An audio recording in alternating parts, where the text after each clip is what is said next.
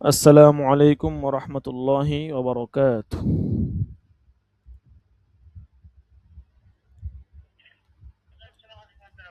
আসছেন? আচ্ছা, আচ্ছা।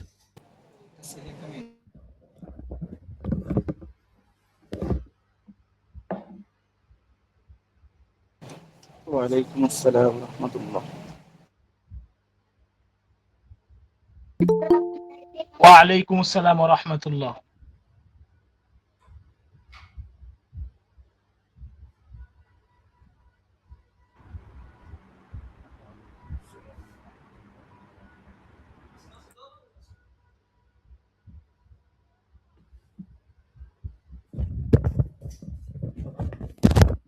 এইটা লাগায় দেন, এটা লাগায় দেন, এটা লাগান।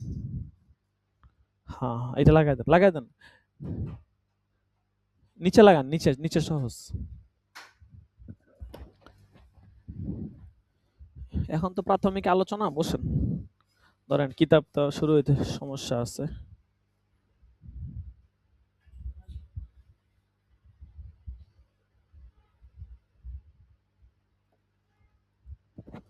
জি, দেখেন, বিসমিল্লাহির রহমানির রহিম। জয়েন হন। আচ্ছা, তো আমাদের আল আসবাউন নাসায়ের কিতাব সম্পর্কে আমরা জানবো। তো এর আগে আমাদের অনেক কিছু জানতে হবে, ঠিক আছে? যেহেতু আপনারা যেহেতু প্রায় ৮টা-১০টা জামাত আমরা পড়ে এসেছি। দেখা গেছে প্রথম কথা হচ্ছে প্রত্যেকটা জামাতের মধ্যে মেসেঞ্জারে ঢুকেন। প্রত্যেকটা জামাতের মধ্যে একটা মৌলিক কিতাব থাকে।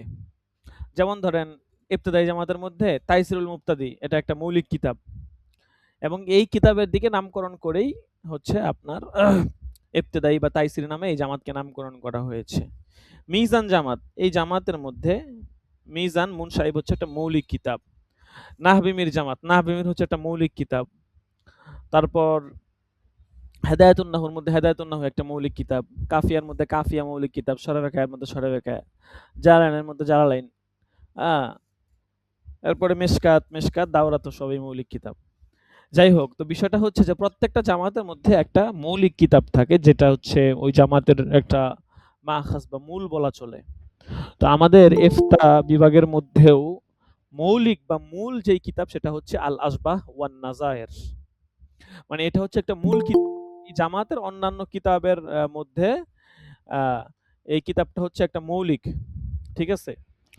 এখন এই কিতাবে ঢোকার আগে আমাদের প্রাথমিক অনেক আলোচনা আছে যেগুলো আমাদের একটু জানা চাই, পড়া চাই। ঠিক আছে?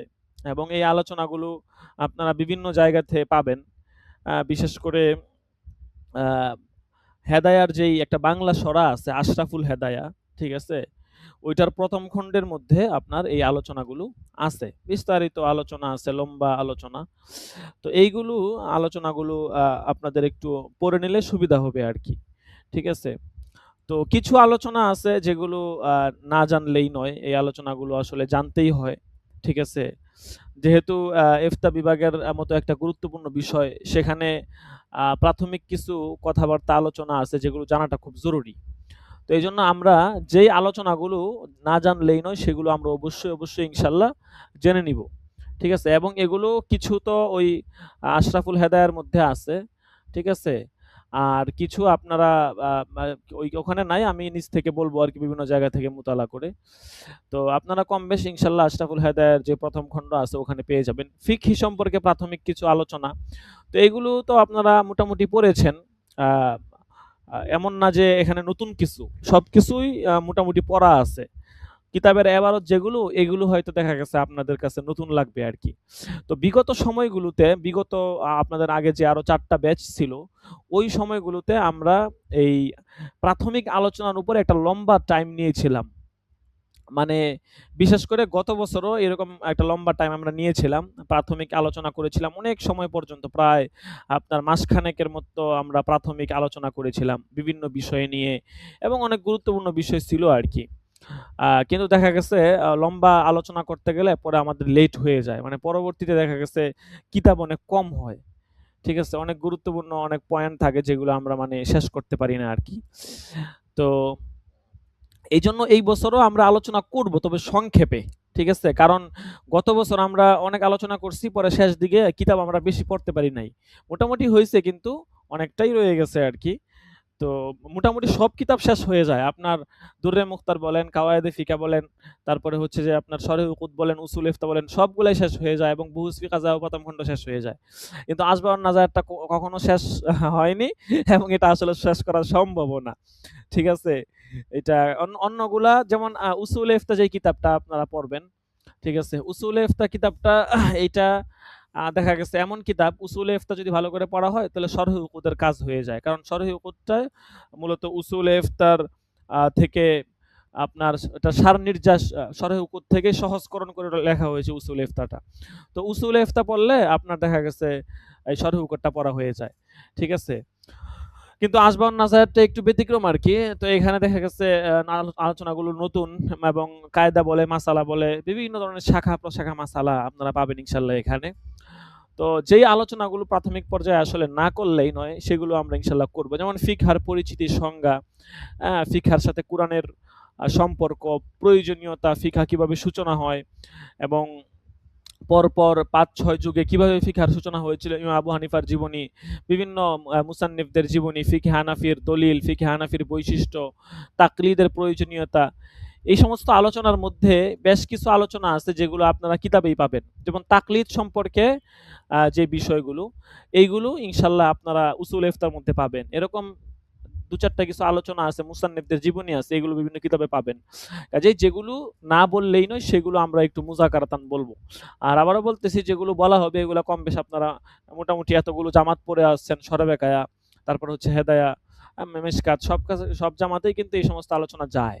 কাজেই নতুন করে আমরা দীর্ঘ সময় নিব না, শুধু মুযাকারাতান অল্প সময়ে আমরা আলোচনা করব। বিসমিল্লাহির রহমানির রহিম। প্রথমে আসি আ ফিকহার সংজ্ঞা এবং পরিচিতি সম্পর্কে। ফিকহুন এটা হচ্ছে আপনার শব্দটা আরবি শব্দ। এটা বাবে কারুমা এবং হচ্ছে সামিয়া ইসমু থেকে এটা আসে আরকি। তবে সামিয়া থেকে যদি এটার ব্যবহার হয়, যদি সামিয়া থেকে ধরি, তখন এটার অর্থ হবে জানা বা জ্ঞাত হওয়া বা অবহিত হওয়া, এই অর্থে হবে আরকি। যেমন এরকম বলা হয় ফাকিহা ফিকহান আই আলিমা ইলমান। ঠিক আছে? বাবে সামিয়া থেকে আসলে ফাকিহা ফিকহান এই অর্থে হবে আরকি। ঠিক আছে? আর যদি আপনি এটাকে কারুমা থেকে ধরেন তখন অর্থ হবে ফকিহ হওয়া। ঠিক আছে? যেমন ফাকুহা ফাকাহাতান ওয়া হুয়া ফাকিহুন মিন কওমি ফুকাহা, এরকম বলা হয়। তো বিভিন্ন বাব হিসাবে এটার অর্থের মধ্যেও আপনার এরকম আ পরিবর্তন ঘটে আরকি। ঠিক আছে? একদম শর্টকাটে আলোচনা করতেছি, ঠিক আছে? লম্বা আলোচনা আগেই বলেছি লম্বা আলোচনা করব না। এমনকি আজকে যদি পারি আজকেই কিতাব শুরু করে দিব। যদি আজকে না পারি তাহলে সামনে ক্লাস থেকে কিতাব শুরু হয়ে যাবে। যেহেতু আমাদের ক্লাসও আমরা বিলম্ব করে শুরু করছি, কাজেই এখানে আপনার ওই আগের টাইমের মতো দীর্ঘ ১ মাস ২ মাস লাগায় ওরকম লম্বা আলোচনা সম্ভব না। এটা আপনাদেরই লস হবে। ঠিক আছে? এগুলো কোনো নতুন আলোচনা না। এর থেকে কিতাব পড়লে আরো ফায়দা বেশি। দেখেন। এরপরে পরিভাষায় ফিকহ কাকে বলা হয়? আল ইলমু বিল আহকামিশ শারঈয়্যাতিল ফারঈয়্যাহ আল মুকতাসাবাতু মিন আদিল্লাতিহা তাফসিলিয়্যাহ। এই সংজ্ঞা আমরা যখন হেদায়াতুন নাহু পড়ি তখনই আমাদের উস্তাদ আমাদেরকে বলেছিলেন। তো হেদায়াতুন নাহুর মধ্যে যখন নুরুল ইজা পড়ি আরকি, হেদায়াতুন নাহু জামাতে, তখন উস্তাদ বলেছিলেন যে আল ইলমু বিল আহকামিশ শারঈয়্যাতিল ফারঈয়্যাহ আল মুকতাসাবাতু মিন আদিল্লাতিহা তাফসিলিয়্যাহ। ইলমে ফিকহ বলা হয় বিল আহকামিশ শারঈয়্যাতিল ফারঈয়্যাহ, শরীয়তের বিস্তারিত প্রমাণাদি থেকে এমন কিছু বিধিবিধান, মানে শরীয়তের শাখা-প্রশাখা সম্পর্কিত বিধিবিধান সম্বন্ধে জ্ঞাত হওয়া। ঠিক আছে? আল মুকতাসাবাতু মিন আদিল্লাতিহা তাফসিলিয়্যাহ, যেগুলো শরীয়তের বিস্তারিত আপনার দলিল প্রমাণ থেকে অর্জন হয়। ঠিক আছে? অর্থাৎ এখানে দলিল প্রমাণ দ্বারা বোঝানো হয়েছে কুরআন, হাদিস, ইজমা, কিয়াস। ঠিক আছে? এই ৪ টা বিষয়কে বোঝানো হয়েছে। এরপরে আরো অনেকে অনেক ধরনের সংজ্ঞা দিয়েছেন, ফিকহার সংজ্ঞা বলেছেন। ইমাম শাফি বলেছেন যে আল ফিকহু আল ইলমু বিল আহকামিশ শারঈয়্যাতিল আমালিয়্যাতি মিন আদিল্লাতিহা, শরীয়তের বিস্তারিত প্রমাণাদি থেকে আমলি যে শরীয়তের বিধিবিধান সম্বন্ধে জ্ঞাত হওয়াকে ফিকহ বলা হয়। ইমাম আযম বলেছেন মারিফাতুন নফসি মা লাহা ওয়া মা আলাইহা, একটা প্রসিদ্ধ সংজ্ঞা ইমাম আযমের। যে ফিকা কাকে বলা হয়, উনি বলেছেন মারিফাতুন নফসি মা লাহা ওয়া মা আলাইহা, অর্থাৎ প্রত্যেক ব্যক্তির সেটা নিজের জন্য যা কল্যাণকর এটা সম্পর্কে জানা, পাশাপাশি নিজের জন্য যা অকল্যাণকর এটাও জানা, এটাকে কি বলা হয়, ফিকা বলা হয়। এটা হচ্ছে ইমাম আজম আবু হানিফার মতে ওনার সংজ্ঞা আর কি। তো প্রথম যেটা বললাম ওটা লেখলেই চলবে, ওটা সর্বসম্মতিক্রমে এবং ওটা মোটামুটি প্রসিদ্ধ সংজ্ঞা। এবং এই ফিকহার মৌজু বা আলোচ্য বিষয় হচ্ছে ফিআলুল মুকাল্লাফ, ঠিক আছে, বালেগ বা প্রাপ্ত বয়স্ক যেই ব্যক্তি আছে আকেল, তার কর্ম এবং আমল, ঠিক আছে, কারণ মুকাল্লাফ যে তার কর্ম এবং আমল সম্পর্কে কিন্তু কিয়ামত দিবসে কি করা হবে, জিজ্ঞাসা করা হবে। আর হচ্ছে যে আপনার শিশু তার সম্পর্কে জিজ্ঞাসা করা হবে না, কারণ হাদিসে আছে তিন ব্যক্তি থেকে শরীয়ত উঠে গেছে, তিন শ্রেণীর লোক থেকে। এর মধ্যে এক নাম্বার হচ্ছে সবিয়ুন, নাবালেগ শিশু, যে দুই নাম্বার হচ্ছে আপনার পাগল, পাগল হয়ে গেছে, সে তো পাগল, সে তা কি বিধান সে বুঝবে। তিন নাম্বার হচ্ছে নাইমুন, ঘুমন্ত ব্যক্তি। এই তিন ব্যক্তি থেকে শরীয়ত উঠে গিয়েছে, শরীয়ত না এদের ব্যাপারে, শরীয়ত সাকেত। তো এই জন্য মুকাল্লাফের কাজকর্ম নিয়ে আলোচনা করা হচ্ছে এলমে ফিকার কাজ। আচ্ছা, এরপর এটার লক্ষ্য উদ্দেশ্য কি, আল ফাউজু বিসাআদাতিদ দারাইন, দুনিয়া এবং আখিরাতে উভয় জাহানের সফলতা কামিয়াবি অর্জন করা। এবং আপনার দেখা গেছে দুনিয়া এবং আখিরাতে কামিয়াবি সফলতা কিভাবে অর্জন হবে, কারণ যখন আমরা বিধিবিধানগুলো জানবো সেভাবে মানবো তখন অটোমেটিক দুনিয়া এবং আখিরাতের উভয় জগতের সফলতা লাভ হবে। এরপর হচ্ছে কোরআনের সাথে হাদিসের সাথে ফিকহার সম্পর্কটা কি কি। এখানে অনেক আয়াত আছে, বিস্তারিত আলোচনা আছে, ঠিক আছে, তো ওইদিকে আমরা যাব না। বিভিন্ন হাদিসের মধ্যে ফিকহ সম্পর্কে বলা হয়েছে। এক হাদিসে আছে তাফাক্কাহু ক্বাবলা আন তাসুদু, তোমরা নেতা হওয়ার আগে ফিকহ হাসিল করে নাও, এক হাদিসে বলা হয়েছে। আরেক হাদিসে আছে মাজলিসু ফিকহিন খায়রুম মিন ইবাদাতি 60 সানাহ, ফিকহি মজলিস অর্থাৎ ফিকা সম্পর্কে আলোচনা করার জন্য কিছু সময় বসা, এটা 60 বছর নফল ইবাদতের চেয়েও উত্তম। কুরআন শরীফে আছে যে সূরা আপনার তাওবার মধ্যে আছে, ঠিক আছে, ওয়ামা কানাল মুমিনুনা লিয়ানফিরু কাফাহ ফালাউলা নাফারু মিন কুল্লি ফিরকাতিন মিনহুম তাইফাতুল লিয়াতাফাক্কাহু ফিদ্দীন। এই তাফাক্কুহ ফিদ্দীন শব্দটা কোরআনে ব্যবহার হয়েছে আর কি। তো এরকম কোরআনে আরো একাধিক জায়গায় বিভিন্ন ইশারা ইঙ্গিতে এরকম ফিকার কথা বলা হয়েছে, হাদিসেও বলা হয়েছে। এক হাদিসে, প্রসিদ্ধ হাদিস, ফাকিহু ওয়াহিদুন আসাদ্দু আলা শাইতানি মিন আলফি আবিদ।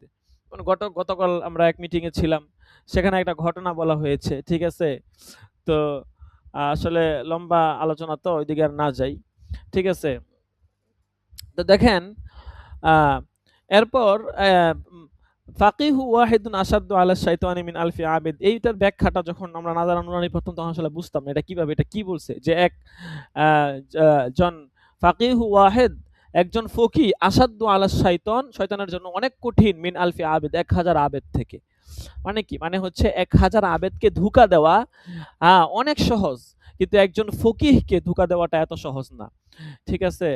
অনেক সময় দেখবেন যে মানে এমন অনেক ঠুনকো বিষয়ে সাধারণ পাবলিক আপনাকে ধরে বসবে, যেগুলোর কোনো মানে কোনো যেগুলোর কোনো আসলে ভিত্তি নাই, এবং যেগুলো হচ্ছে মুস্তাহাব পর্যায়ের বিষয়, ঠিক আছে। ধরেন কথার কথা, আপনি মসজিদের মধ্যে আছেন, মসজিদের মধ্যে একজন আম পাবলিক আপনাকে একটা সাধারণ কথার জন্য আপনার সাথে ঝগড়া করবে, এবং মসজিদের আদব রক্ষা করা যে আপনার ওয়াজিব পর্যায়ের মুস্তাহাব, মসজিদের মধ্যে ঝগড়াঝাটি করা এটা তো আপনার গুনাহ হবে, কবিরা গুনাহ হবে। মসজিদে আদব রক্ষা করা মুস্তাহাব, ঠিক আছে, কিন্তু ঝগড়াঝাটি তো করা যাবে না। তো মসজিদের মধ্যে সে ঝগড়ার মতো কাজ করবে ওই নফল বিষয়টার জন্য, ঠিক আছে। তো এইটা কেন হয়, কারণ তার ওই জ্ঞানটা নাই, মানে সে নফল বিষয়টা নিয়ে এতটুকু বাড়াবাড়ি করতেছে যে ফরজ দিয়েও সে এতটুকু বাড়াবাড়ি করে না, ঠিক আছে, কারণ ওই যে বুঝতার দিনের বুঝটা নাই। যদি ওই বুঝটা থাকতো তাহলে সে এই কাজ কখনো করতো না। কাজে এইটা মানুষ সাথে, আমাদের সাথে কম বেশি এটা ঘটবেই। তো কখনো যদি এরকম ঘটে, যে চুপ থাকা, ওয়া ইযা খাতাবাহুমুল জাহিলুনা ক্বালু সালামা, ঠিক আছে, মূর্খরা, জাহেলরা যখন তাদেরকে সম্বোধন করে, ক্বালু সালামা, তারা বলে সালাম, শান্তিপূর্ণ কথা তারা বলে।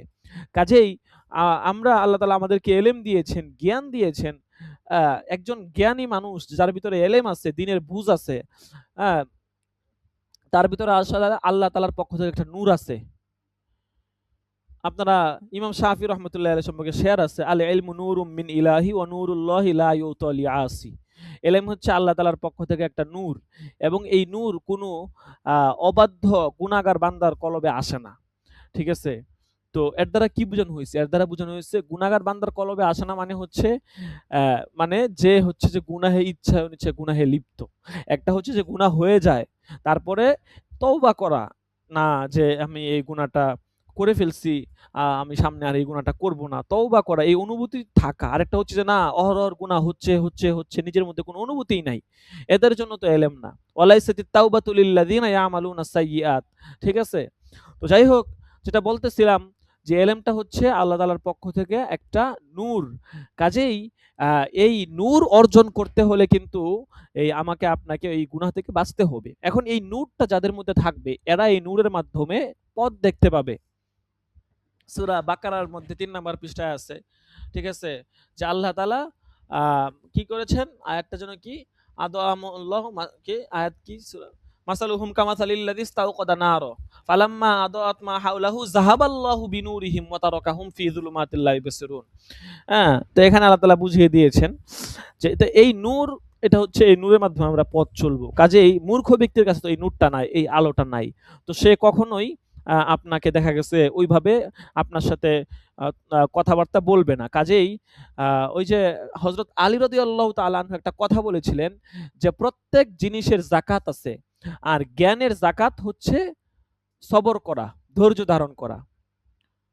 জ্ঞানের যাকাত হচ্ছে চুপ থাকা, সবর করা। প্রতিটা জিনিসের যাকাত আছে, জ্ঞানের যাকাত হচ্ছে সবর করা, ধৈর্য ধারণ করা, চুপ থাকা। আপনাকে যারা জানে না অনেক কথা বলবে। কুল হাল ইয়াস্তাবিল লাযিনা ইয়ালামুনা ওয়াল লাযিনা লা ইয়ালামুন। যারা জানে না, যারা জানে তারা কি সমান? কখনোই সমান নয়। যারা জানে না, যারা জানে তারা কখনোই সমান নয়। কাজেই আপনি জানেন, সেটার প্রমাণ কি? সেটার প্রমাণ হচ্ছে চুপ থাকা, ধৈর্য ধারণ করা, সবর করা। ঠিক আছে?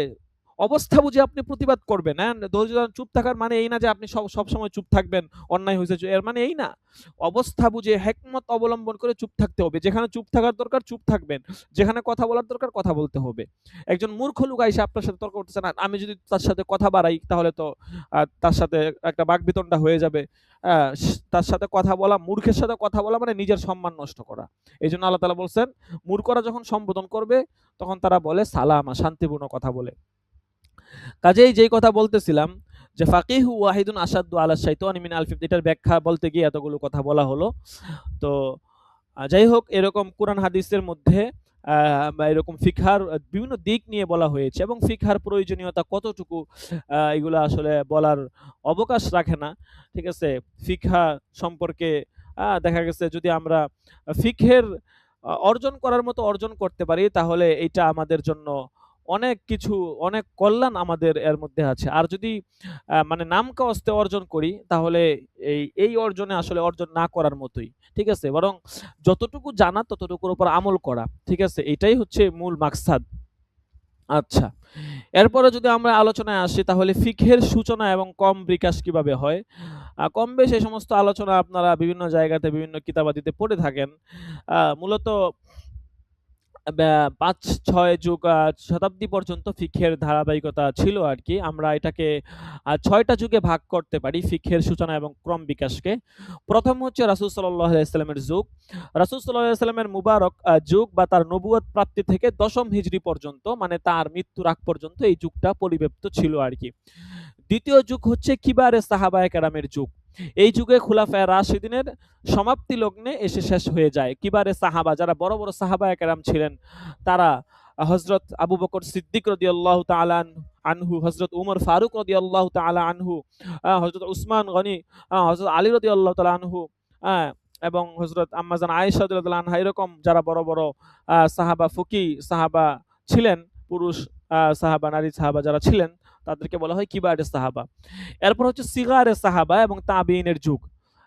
এবং এই যুগটা হচ্ছে যে আপনার খুলাফায়ে রাশিদিনের সমাপ্তিকালের শুরু থেকে নিয়ে হিজরি ৫ম শতকের শেষ সময় পর্যন্ত, অথবা হিজরি ২য় শতকের শুরুর পর্যন্ত, আপনার ১ম শতকের শেষ সময় বা ২য় শতকের শুরুর কাল পর্যন্ত বিস্তৃত ছিল। এরপর হচ্ছে চতুর্থ যুগ। এইটা ছিল মূলত ফিকহা সংকলনের যুগ। ফিকহা সম্পাদনা করা, ইজতিহাদের যুগ, এলমে ফিকার একটা স্বাতন্ত্র এলেম হিসাবে রূপ ধারণ করার একটা যুগ ছিল চতুর্থ যুগ। এই যুগেই মূলত বড় বড় উলামায়ে কেরামরা এসেছেন, তাদের শিক্ষকরা ছিলেন, শাগরেদরা ছিলেন, তারা বিভিন্ন জায়গাতে বিভিন্ন এলেমের খেদমত আঞ্জাম দিয়েছেন। পঞ্চম যুগ হচ্ছে ফিকহ সংকলন এবং সম্পাদনার পূর্ণাঙ্গতা এবং তাকলিদের যুগ। এর আগের যুগে কিন্তু মানে মোটামুটি সম্পাদনা হয়ে গিয়েছে, কিন্তু এই যুগে এটাকে আরো পূর্ণাঙ্গ রূপ দেওয়া এবং তাকলিদের যুগ এই তখন থেকেই শুরু হয়।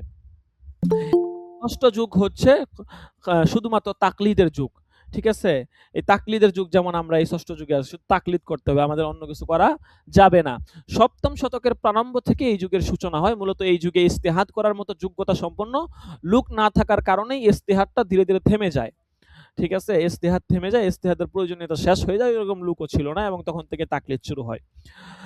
তাহলে আমরা মোটামুটি দেখা গেছে প্রথম যুগে কারা ছিলেন, ঠিক আছে, এবং দ্বিতীয় যুগে কারা ছিলেন, মোটামুটি আমরা মৌলিক আকারে সবকিছু জানলাম। ঠিক আছে, বিস্তারিত আলোচনা করতে চাচ্ছি না, তারপরেও যতটুকু না বললে নাই। কোরআন শরীফের বিভিন্ন আয়াতের মাধ্যমে ফিকহা বলা হয়েছে। ইন্নাস সাফা ওয়াল মারওয়াতা মিন শাআইরিল্লাহ ফামান হাজ্জাল বাইতা আও ইতামারা ফালা জুনাহা আলাইহি আন ইয়াতাওয়াফা বিহিমা ওয়া মান তাতাওয়া খায়রান ফা ইন্নাল্লাহা শাকিরুন আলিম। তারপরে আরো বিভিন্ন আয়াতে বলা হয়েছে সুম্মা আফিজু মিন হাইসু আফাদুন নাস ওয়াস্তাগফিরুল্লাহ ইন্নাল্লাহা গফুরুর রহিম। আত-তালাকু মাররাতান ফাইমসাকুম বিমা'রুফিন আও তাসরিহুম বিইহসান ইয়া আইয়ুহাল্লাযীনা আমানু দুখুলু ফিস-সিলমি কাফাহ ওয়া লা তাত্তাবি'উ খুতুওয়াতিশ শাইতান يسألونك عن الخمر والميسر قل فيهما اسم كبير ومنافع للناس واسمهما أكبر من نفعهما ويسألونك عن المحيض قل هو أذى فاعتزلوا النساء في المحيض ولا تقربوهن حتى يطهرن يسألونك عن الشهر الحرام قل قتال فيه كبير يستفتونك قل الله يفتيكم في الكلالة إن امرؤ هلك ليس له ولد وله أخت فلها نصف ما ترك يسألونك عن الأنفال قل الأنفال لله والرسول فاتقوا الله وأصلحوا ذات بينكم। ঠিক আছে, তো এই যে দেখেন কোরআন মাজিদের মধ্যে এই যে বিভিন্ন জায়গাতে ফিকাহ কোরআনের প্রায় বিধিবিধান দেওয়া হয়েছে। এই বিধিবিধানগুলো মূলত আপনার 3টা বিষয়ের প্রতি লক্ষ্য করে দেওয়া হয়েছে। এক নম্বর হচ্ছে আদামুল হারাজ, সাধ্যাতীত কোনো কাজ মানুষের প্রতি চাপিয়ে না দেওয়া। এই দিকে লক্ষ্য করে কোরআন মাজিদে এই ফিকার বিধানগুলো দেওয়া হয়েছে। যেমন কোরআনে আছে লা ইউকাল্লিফুল্লাহু নাফসান ইল্লা উসআহা, আল্লাহ তাআলা কারোর উপর এমন কোনো কষ্টদায়ক দায়িত্ব অর্পণ করেন না যা তার সাধ্যের বাহিরে। ঠিক আছে, অন্য জায়গায় আছে অমা জাআলা আলাইকুম ফিদ্দীনি মিন হারজ। ঠিক আছে, কাজেই আদামুল হারজ এই দিকে খেয়াল করেই মূলত কোরআনের বিধিবিধানগুলো এসেছে। আপনারা জেনে থাকবেন যে মদ হারাম হওয়ার যে বিধানটা, এটাও কিন্তু প্রায় পরপর 4 বারে মদটা হারাম হয়েছে। কাজেই বোঝা গেল যে আদামুল হারজ এই দিকে খেয়াল করা হয়েছে। 2 নাম্বার হচ্ছে তাকলিলুত তাকালিফ, অর্থাৎ তাকলিফ অর্থাৎ শরীয়তের বাধ্যবাধকতা হ্রাস করা। এটা মূলত আদামুল হারজের একটা ফলাফল। যেমন কোরআন মাজিদে আছে ইয়া আইয়ুহাল্লাযীনা আমানু লা তাসআলু আন আশইয়াইন তুবদা লাকুম তাসউকুম ওয়া ইন তাসআলু আনহা হিনা ইউনাজ্জালুল কুরআনু তুবদা লাকুম। বলতেছে তোমরা সেই সব বিষয়ে প্রশ্ন করো না যা প্রকাশিত হলে তোমরা দুঃখিত হবে। অনেক সময় দেখা গেছে একটা বিষয় মাসকুত আনহু আছে, চুপ থাকেন, ব্যাস। এটাকে মানে যত ঘাটাঘাটি করুন তত এটা আরো খারাপ হবে। যেমন বনী ইসরাইলকে বলা হয়েছে তোমরা গরু জবাই করো, তারা বলে গরুটা কেমন হবে, গরু হবে না বাছুর হবে, গাবি হবে, লম্বা হবে না ছোট হবে, বয়স কত হবে, কালো হবে সাদা হবে নাকি লাল হবে হলুদ হবে, চোখ কেমন হবে, পা কেমন হবে, পশম কেমন হবে, মানে পুরো একদম বনী ইসরাইলের মতো শুরু করছে আর কি, বনী ইসরাইলের মতো শুরু করে দিয়েছে। ঠিক আছে, তো এইরকম নিজেদের উপর কঠিন অনত্ব আরোপ করার তো কোনো মানে হয় না। ঠিক আছে, কাজেই এইটা করা যাবে না। ঠিক আছে, আদামুত তাকালিফ। 3 নম্বর হচ্ছে তাদরিজ, অর্থাৎ পর্যায়ক্রমে। তাদরিজ মানে হচ্ছে ধীরে ধীরে। যেমন মদের যে বিধিবিধানটা বললাম সেটাও কিন্তু ধীরে ধীরে হারাম করা হয়েছে। তো এই 3টা বিষয়ের প্রতি লক্ষ্য করে কিন্তু কোরআন মাজিদের বিধিবিধানগুলো এসেছে। ঠিক আছে, এখন তো কোরআনে গেল ফিকার সম্পর্কে। হাদিসের মধ্যেও এরকম বহু বিধিবিধান এরকম হাদিসের মধ্যে আছে। অনেক হাদিস আছে। আপনার প্রায় ৩,০০০ এর মতো হাদিস আছে যেগুলো সরাসরি আপনার শরীয়তের বিধানের সাথে সংশ্লিষ্ট। সরাসরি শরীয়তের বিধানের সাথে প্রায় ৩,০০০ হাদিস আছে। ৩,০০০ এর মতো হাদিস আছে যেগুলো সরাসরি শরীয়তের বিধানের সাথে সংশ্লিষ্ট। যেমন ১-২টা হাদিস বলে শেষ করে দেই। খামসু সালাওয়াতিন ইফতারাজাহুন্নাল্লাহ, নাসাই শরীফের প্রথম খণ্ডে আছে। খামসু সালাওয়াতিন ইফতারাজাহুন্নাল্লাহ। ঠিক আছে? এরকম আরেক হাদিসে আছে যে ইন্নামা জুইলাল ইমামু লিয়ুতাম্মা বিহি ফাইযা কাব্বারু ফাকাব্বিরু ওয়া ইযা ক্বারাআ ফানসিতু ওয়া ইযা ক্বালা গায়রিল মাগদুবি আলাইহিম ওয়ালাদ-দাল্লিন ফাকুলু আমিন, তখন তোমরা আমিন বলবে। ঠিক আছে? এরপরে আরেক হাদিসে আছে, মুসলিম শরীফের প্রথম খণ্ডে আছে, সারিন আন্নাহু আখবারাহু আন্নাহু সাআলা যায়েদ ইবনে সাবিত আনিল কিরাআতি মা'আল ইমামি ফাকালা লা কিরাআতা মা'আল ইমামি ফি শাইইন, ইমামের সাথে কোনো কি নেই? কিরাত নেই। ঠিক আছে? তো এরকম অনেক হাদিস আছে, প্রায় ৩,০০০ প্লাস হাদিস আছে, যে সমস্ত হাদিসের মধ্যে ফিকহ নিয়ে কি করা হয়েছে? আলোচনা করা হয়েছে। ঠিক আছে? আচ্ছা, তো আমরা প্রথম যুগ সম্পর্কে মোটামুটি একটা ধারণা পেয়ে গেলাম। তারপর হচ্ছে দ্বিতীয় যুগ। রাসূল সাল্লাল্লাহু আলাইহি ওয়াসাল্লামের মৃত্যুর পর একাদশ হিজরি সন থেকেই এই যুগের কি হয়? সূচনা হয়, এবং এটা ৪০ আ হিজরি সনে গিয়ে এটা শেষ হয় আরকি। এটাকে বলা হয় কিবারে সাহাবায়ে কেরামের যুগ আরকি। তো যখন বিভিন্ন নতুন সমস্যা দেখা দিচ্ছিল, তখন এই সমস্ত সমস্যার সমাধানের জন্য কুরআন এবং হাদিস ছাড়া আরো ২ টা উপায় আ আ বড় সাহাবায়ে কেরাম যারা ছিলেন তারা নিয়েছিলেন। যেহেতু তখন রাসূল নাই, কুরআন নাজিলও বন্ধ হয়ে গিয়েছে। কাজেই এমন সমস্যার সৃষ্টি হচ্ছে যে সমস্যাগুলো আগে ছিল না। এখন এই সমস্যাগুলো নতুন করে আসতেছে। ঠিক আছে? তো এইরকম পরিস্থিতিতে সাহাবায়ে কেরাম ২ টা নতুন ভাবে ২ টা সিদ্ধান্তের মাধ্যমে তারা আগাচ্ছিলেন। এর মধ্যে ১ নাম্বার হচ্ছে সাহাবায়ে কেরামের সম্মিলিত সিদ্ধান্ত, অর্থাৎ খুলাফায়ে রাশিদিনের সোনালী যুগে যদি মুসলমান সমাজে কোনো সমস্যা দেখা দিত, তাহলে তার সমাধানের জন্য ১ম এ তারা কুরআন দেখতেন। কুরআনে না পেলে হাদিস দেখতেন। কুরআন হাদিসে কোথাও যদি না পেতেন, তাহলে তারা সকলেই একটা ঐক্যমত হয়ে একটা কি করতেন? সিদ্ধান্ত গ্রহণ করতেন। আচ্ছা, ২ নাম্বার হচ্ছে কিবারে সাহাবা যারা আছে কিবারে সাহাবারা ওনারা সম্মিলিতভাবে সিদ্ধান্ত দিতেন। ওনারা পরামর্শ করতেন যে কোনটা গ্রহণ করা যাবে, কোনটা গ্রহণ করা যাবে না। তারা একটা সম্মিলিত সিদ্ধান্ত নিয়ে তারপর তারা মতামত পেশ করতেন। ঠিক আছে? তো এই ছিল কিবারে সাহাবায়ে কেরামের যুগে ফিকহের অবস্থা। তৃতীয় যুগ সিগারে সাহাবা এবং তাবেঈনের যুগ। তখন আপনার অনেকগুলো কারণে ফিকহ একটা স্বতন্ত্র হচ্ছে যে আপনার স্বতন্ত্র একটা ফন হিসাবে ফিকহটা রচনা করা, সংকলন করার প্রয়োজনীয়তা দেখা দেয়। এর মধ্যে ১ নাম্বার ছিল যে সকল সাহাবায়ে কেরাম জীবিত ছিলেন তাদের অনেকেই ইসলামী খেলাফতের আ আ আপনি বিভিন্ন সাম্রাজ্যে আরকি ছড়িয়ে ছিটিয়ে পড়েন। তো এখন দেখা গেছে আ আপনার শরীয়তের আ বা হুকুমগুলো তখন আর সাহাবায়ে কেরামদের মাধ্যমে এরকমভাবে জানা কি ছিল না, সহজ ছিল না। কারণ তারা বিভিন্ন জায়গাতে ছড়িয়ে ছিটিয়ে গিয়েছেন। এখন শরীয়তের হুকুম কিভাবে জানবে? ১ নাম্বার কারণ ছিল। ২ নাম্বার কারণ ছিল রাজনৈতিক কারণে বিভিন্ন ধরনের চরমপন্থা গোষ্ঠী তারা হচ্ছে যে আপনার এরকম মাথাচাড়া দিয়ে উঠতেছিল। শিয়া, খারেজি, রাফিজি বিভিন্ন ধরনের ফিরকার উদ্ভব ঘটছিল। তখন একটা স্বতন্ত্রভাবে ফিকার সংকলনের প্রয়োজনীয়তা চরমভাবে অনুভব করা যায়। ৩ নাম্বার কারণ হচ্ছে অনারব লোকদের বিপুল পরিমাণে ইসলাম ধর্মে দীক্ষিত হয় এবং তাদেরও লেখাপড়া এবং ফতুয়ার প্রতি আগ্রহ থাকা। যখন দেখা গেল যে অনারবি লোকেরা ইসলাম গ্রহণ করতেছে, তারাও মাসলা মাসাইল জানতে চায়, তখন তো এইভাবে সরাসরি কুরআন হাদিস থেকে মাসআলা তাদেরকে ওইরকমভাবে পড়ানো যাবে না। কোরআন হাদিস থেকে তো সবকিছু নাই কোরআন হাদিসে। এটা যখন সংকলন আকারে হবে তখন তারা ভালো করে বুঝতে পারবে। আচ্ছা, ৪ নাম্বার কারণ ছিল ইসলাম বিদ্বেষী যে সমস্ত লোক ছিল, যারা বিভিন্ন ধরনের জাল হাদিস কোরআনের মধ্যে বিভিন্ন ধরনের বানোয়াট তাফসীর তারা করতেছিল, তাদেরকে রদ করার জন্য ফিকহের সংকলনটা খুবই জরুরি হয়ে গিয়েছিল। তো এইজন্যই মূলত আপনার ফিকহ সংকলনটা আপনার খুব জরুরিভাবে ফিকহ সংকলনের কাজটা তখন শুরু হয়। কারণ এই সমস্ত প্রয়োজনীয়তা যখন দেখা গিয়েছে তখন ফিকহ সংকলন না করে কোনোভাবেই আর থাকা যাচ্ছিল না। এরকম আরো অনেকগুলোই প্রয়োজন ছিল। তখন আপনার ফিকহ সংকলনের কাজ বিভিন্নভাবেই হয়। ঠিক আছে? মদিনা শরীফে ফিকহ সংকলনের কাজ হয়। তারপরে হচ্ছে আপনার মক্কা শরীফে হয়। মদিনা শরীফে আ আ বিভিন্ন সাহাবায়ে কেরাম ছিলেন, বড়, বড় সাহাবায়ে কেরাম। তাদের কাছ থেকে তাবিঈন, তাবিঈন যারা ছিলেন তারা এরকম আপনার ফিকহ সংকলন করতেন। ঠিক আছে? এবং বিভিন্ন তাবিঈনগণ ছিলেন মদিনা শরীফে। হযরত সাঈদ ইবনুল মুসাইয়্যিব উনি ছিলেন। হযরত উরওয়া ইবনে জুবায়ের আস-সাদি, আবু বকর ইবনে আব্দুর রহমান ইবনে হারিস ইবনে হিশাম মাখজুমি, হ্যাঁ?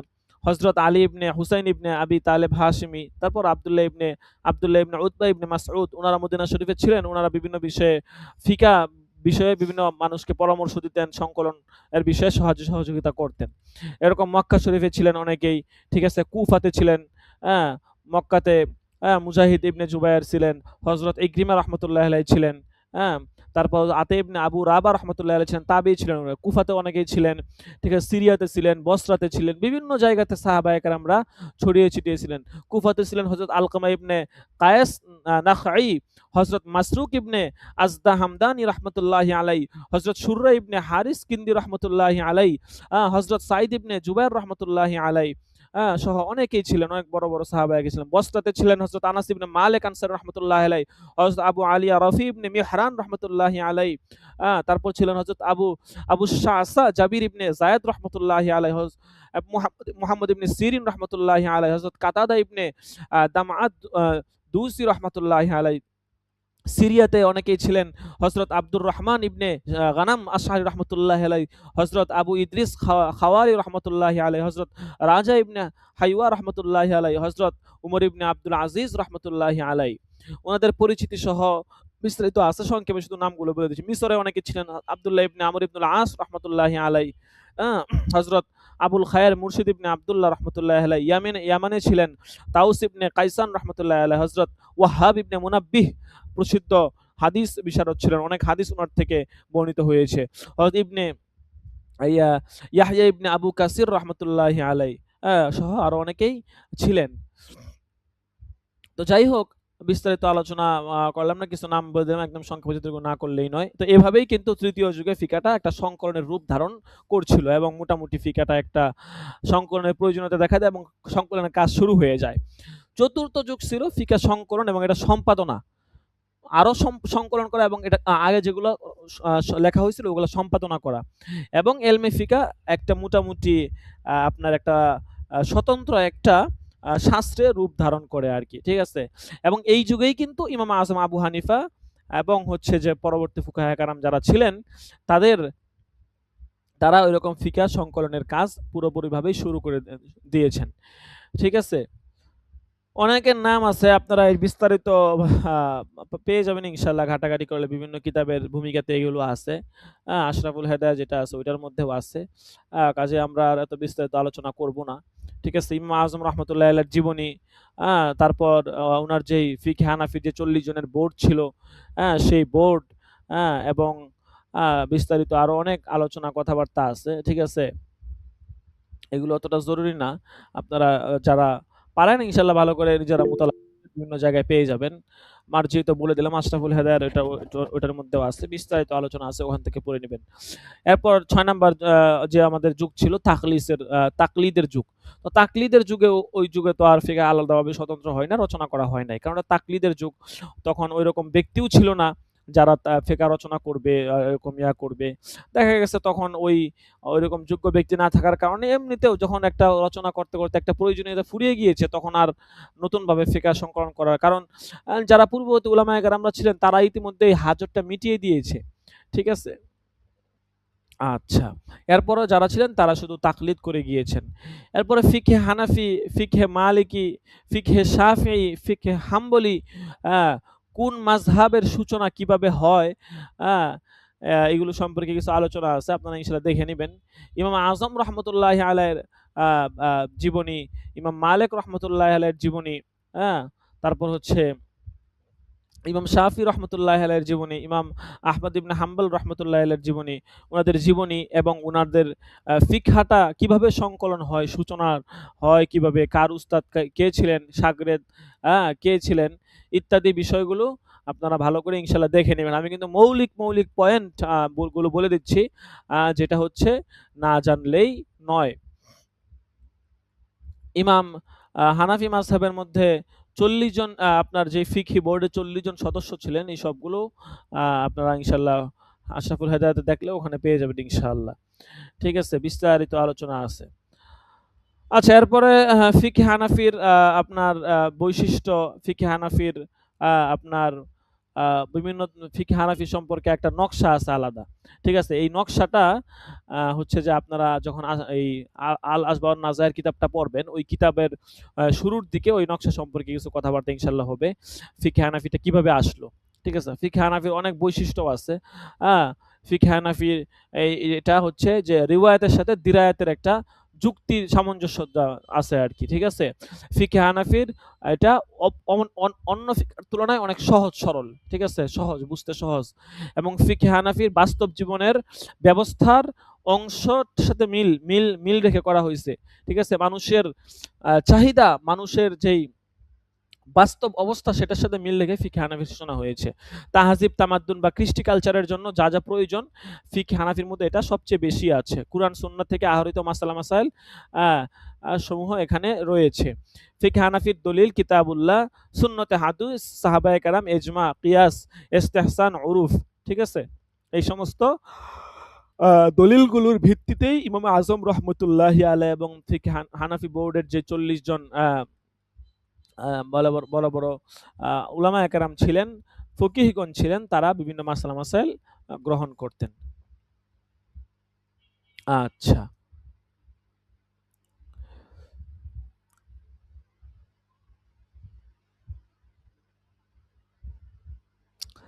আরেকটা কথা না বললেই নয়, সেই কথাটা বলেই শেষ করে দিব আলোচনা। সেটা হচ্ছে যে অনেক ফকিহগণ বা অনেক উলামায়ে কেরাম বা অনেক বাতিলপন্থী যারা আছে, তারা বলে থাকে যে হানাফি ফিকা নাকি, মানে হানাফি মাযহাবে নাকি আপনার হাদিস আ আপনার হাদিস থেকে ওরকম মানা হয় না। কুরআন থেকে মানা হয়, কিন্তু হাদিস থেকে তারা মানে না। তারা হচ্ছে যে যুক্তি, কিয়াসকে নাকি তারা বেশি মানে। মানে আমরা নাকি হাদিস বেশি মানি না। আমরা নাকি বাহ্যিক অবস্থা বা কিয়াসটাকে বেশি মেনে মানি আরকি। এরকম অনেক অবাস্তব কথা আ আ আমাদের ইমামের দিকে এবং আমাদের মাযহাবের দিকে করা হয়। তো এই সমস্ত অবাস্তব, অহেতুক, ভিত্তিহীন অভিযোগ খণ্ডন করার ব্যাপারে স্বয়ং ইমাম আজম নিজেই একটা কথা বলেছেন যে কাযাবা ওয়াল্লাহি ওয়াফতারা আলাইনা মাই ইয়াকুলু ইন্নানা নুকদ্দিমুল কিয়াস আলা নসসি ওয়া হাল ইয়াহতাজু বা'দা নসসি ইলাল কিয়াস। ইমাম আজম বলেন, যেই ব্যক্তি এই কথা বলে যে আমরা কুরআন হাদিসকে নাকি আমরা আ কিয়াসের উপর আমরা নাকি কিয়াসকে কুরআন হাদিসের উপর প্রাধান্য দেই। হ্যাঁ? যে অর্থাৎ যেটা নস কুরআন হাদিসের উপর আমরা নাকি কিয়াসকে প্রাধান্য দেই। কিয়াসকে নাকি আমরা বেশি গুরুত্ব দেই। তো উনি বলতেছেন ওয়াল্লাহি, আল্লাহর কসম, আ আম আ যারা এরকম বলে তারা অবশ্যই আমাদের উপর মিথ্যা আরোপ করে। আমরা বলবো যে নস থাকার পরে কিয়াসের প্রয়োজনীয়তাটা কি? যদি নসেই থাকে কোনো একটা বিষয়, সেখানে তো কিয়াসের কোনো কি নেই, প্রয়োজন নেই। কারণ নস আছে, সেখানে আপনি কিয়াস দিয়ে কি করবেন? কাজেই এই সমস্ত কথাবার্তা যারা বলে, বাতিলপন্থী যারা বলে, তাদের এই সমস্ত কথার কোনো ভিত্তি নাই। এগুলো আরো বিস্তারিত আলোচনা আছে। ইনশাআল্লাহ আপনারা নিজেরা নিজ আগ্রহে মুতালা করে নেবেন।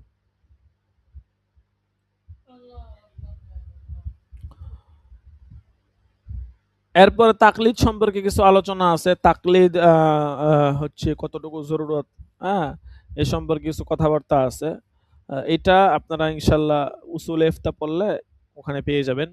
তারপরে আরো বেশ কিছু আলোচনা আছে। মুস্তাহিদ আল্লামা ইবনে কামাল পাশা রহমতুল্লাহ আলাইহি, উনি ফকিহ এবং মুস্তাহিদগণকে ৭ টা ভাগে বিভক্ত করেছেন। এগুলো উসুল ইফতার মধ্যেও পাবেন, রসমেল মুফতির মধ্যেও পাবেন। ঠিক আছে? কাজে এগুলা নিয়ে আর অযথা আলোচনা করতে চাচ্ছি না।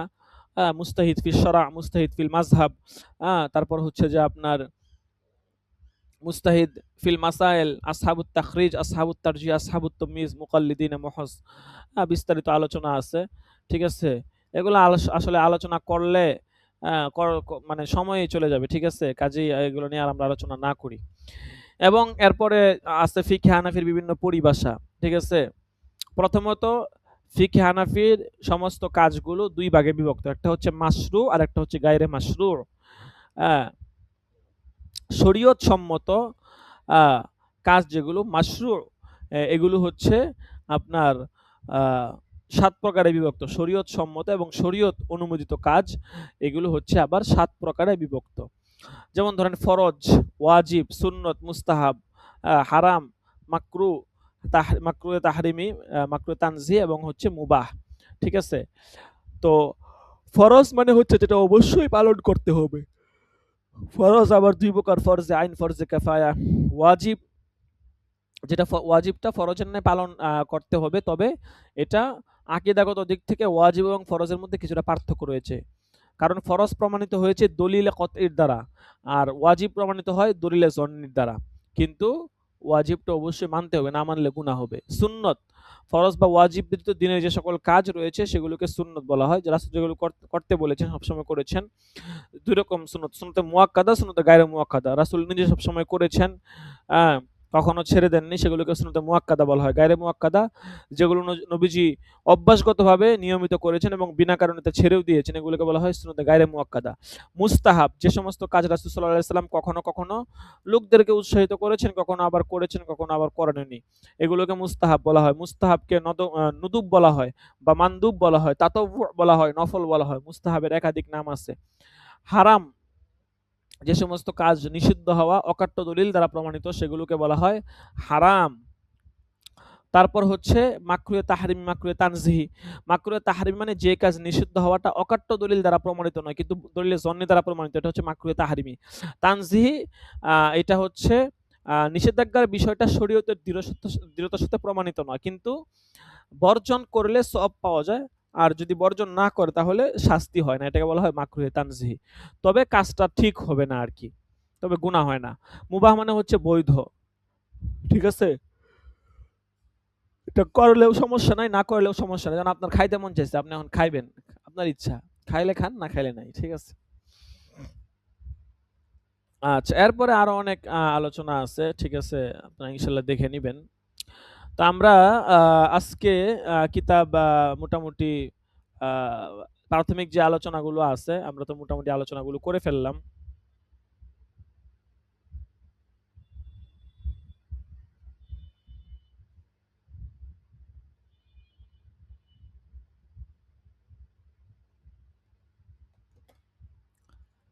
আচ্ছা, যাই হোক। তো আমরা এখন কিতাব শুরু করব। ঠিক আছে? কিতাবের দিকে আমরা চলে যাব। আজকে হয়তো শুরু করা যাবে না। আ আ অন্য ঘন্টার সময় অলরেডি হয়ে গেছে। তারপরেও কিতাবের মুসান্নেফ এর জীবনী এবং যতটুকু প্রাথমিক আলোচনা আছে ততটুকু আমরা ইনশাআল্লাহ পড়তে পারি। ঠিক আছে? যেহেতু মোটামুটি আবার অন্য ঘন্টার সময় হয়ে গেছে, কাওয়াইদুল ফিকহ পড়তে হবে। আল্লাহু আকবার। আমাদের এই কিতাবটা, কিতাবের নাম হচ্ছে আল আশবাহু ওয়ান নাযাইরু। আল আশবাহু ওয়ান নাযাইরু। এটার আপনার আরবি পিডিএফ মতন পাওয়া যায়। ঠিক আছে? বাংলা পিডিএফটা সরাটা এটা পাওয়া যায় না। বিভিন্ন জায়গায় আমাদের কাছে আছে অবশ্য, তবে এটা নেটে পাওয়া যায় না আরকি, আমাদের কাছে আছে। আচ্ছা। তো আমাদের এই কিতাবের নাম হচ্ছে আল আশবাহ ওয়ান নাযাইরু। এই শব্দের সাথে আপনারা আশা করি মানে নতুন নয়, বরং পুরাতনই, আপনাদের পরিচিত শব্দ এটা, আশবাহ এবং শব্দ। তো এই কিতাবের মূল মুসান্নেফ হচ্ছেন আল্লামা ইবনে নুজাইম জাইনুল আবিদিন বিন ইব্রাহিম বিন মুহাম্মদ রহমতুল্লাহি আলাইহি। উনি হচ্ছেন এই কিতাবের মূল লেখক। উনার জন্ম হচ্ছে 926 হিজরিতে এবং মৃত্যু হচ্ছে 970 হিজরিতে আরকি। 926 হিজরি হলে বেশি আগের না। ঠিক আছে? 926 নবম শতাব্দীতে। ঠিক আছে? তো নবম শতাব্দী হইলে আপনার এটা তো ইসলামের ফিকহা-টিকহা সংকলন হয়ে গেছে। তখনের কথা। ফিকহা সংকলন হয়ে ফিকহা একটা পর্যায়ে চলে আসছে। হ্যাঁ, ঠিক আছে? এটা তখনকার কথা। যে খুব বেশি আগের তা না, বুঝতে পারছেন?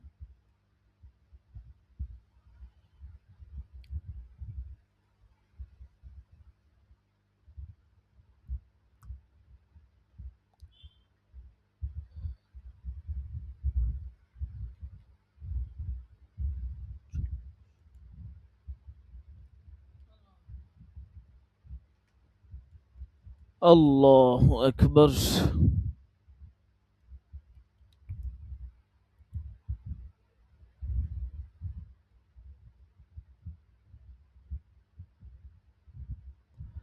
আচ্ছা, দেখেন আমরা আজকে কিতাব শুরু করব না। কিতাব শুরু করার আগে প্রাথমিক যেই কথাগুলো আছে এগুলো আমরা ইনশাআল্লাহ পড়ব। এরপরে ইনশাআল্লাহ আমরা কিতাব শুরু করে দিব।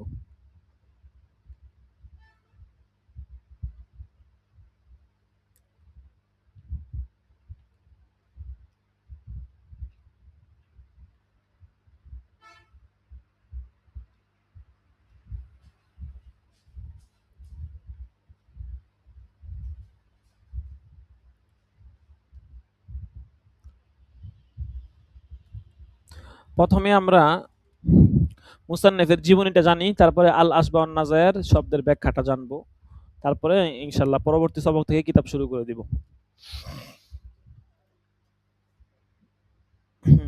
আছে, এখানেও আছে। ওনার নাম হচ্ছে জাইনুদ্দিন ইবনে ইবনে ইব্রাহিম ইবনে আল মিসরি আল হানাফি। আপনাদের যেই এখানে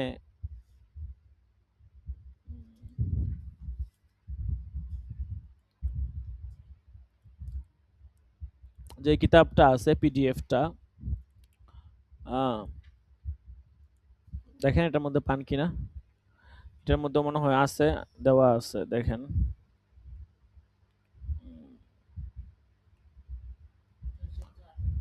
তরজমাতুল আল্লামা ইবনে নুজাইম রহমতুল্লাহ আলাইহি, দেখেন এখানে আছে।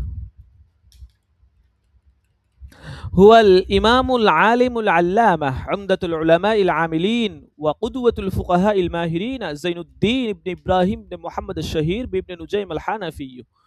ওনার নাম হচ্ছে জাইনুদ্দিন ইবনে ইব্রাহিম ইবনে মুহাম্মদ আশ-শাহির ইবনে নুজাইম আল হানাফি।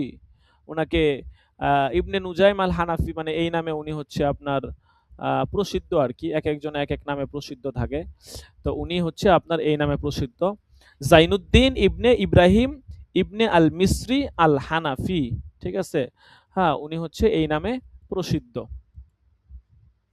আচ্ছা, উলিদা বিল কাহিরাতি সানাদা 926 হিজরি ওয়া আখাযা মিন উলামাইহি ওয়া তাফাক্কাহা বিশ-শাইখ আল-আল্লামা কাসিম ইবনে কুতলুবগা ওয়াল বুরহানুল কারখি ওয়াল আমিন ইবনে আব্দুল আল আল হানাফি ওয়া শরফুদ্দিন আল বালকিনি ওয়া শাইখুল ইসলাম আহমদ ইবনে ইউনুস আশ-শহীর ইবনে শিলভি ওয়া আবিল ফাইজ আল আসসালামি ওয়া নুরুদ্দিন আদ-দাইলামি আল মালিকি ওয়া গায়রুহুম। আচ্ছা, সংক্ষেপে বলি, দেখেন সারনির্দেশটা আপনাকে বলি, এখানে মোটামুটি পেয়ে যাবেন সবকিছু।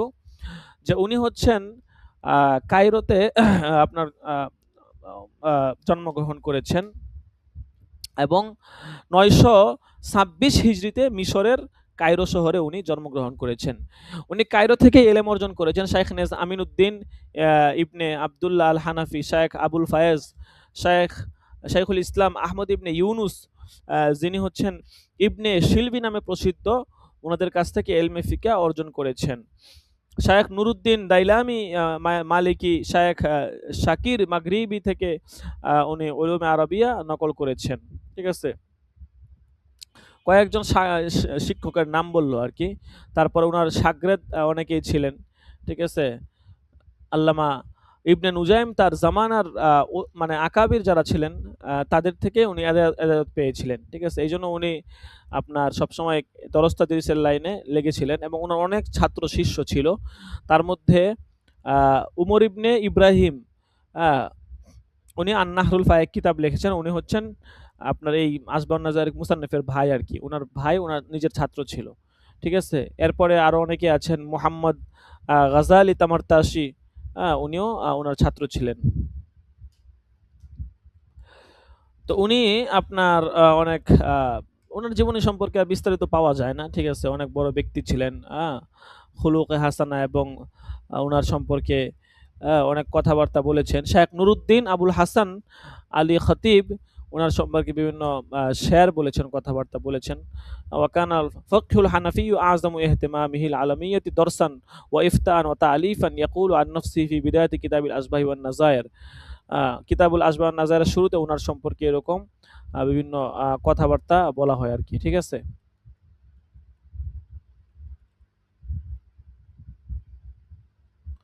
এখানে ওনার দেখেন কিছু ছাত্রের নাম বলছে। শায়েখ মোহাম্মদ আল ইলমিয়াস সিবত আবি ইবনে শরীফ আল মুকদ্দিসি আল আসল সুম্মা শামি ওয়া লাজিমুহু বিমুসার ওয়া আখুহু শাইখ উমর ইবনে ইব্রাহিম আল মারুফ আইজন বি ইবনে নুজাইম, ওনার যারা শাগরেদ ছিল আর কি।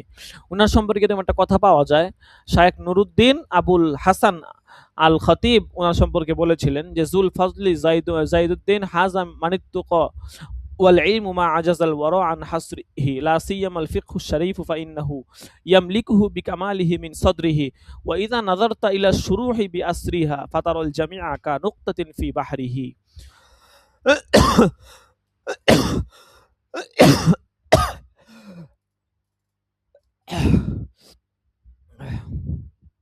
الله أكبر.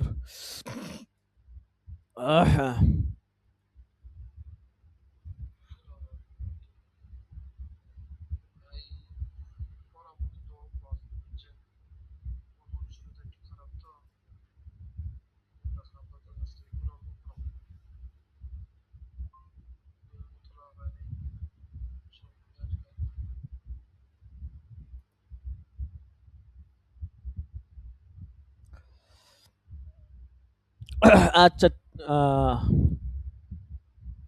জি ঠিক আছে। দেখেন যেটা বলতেছিলাম, তো এই শেয়ারের মধ্যে উনার সম্পর্কে অনেক প্রশংসা করা হয়েছে।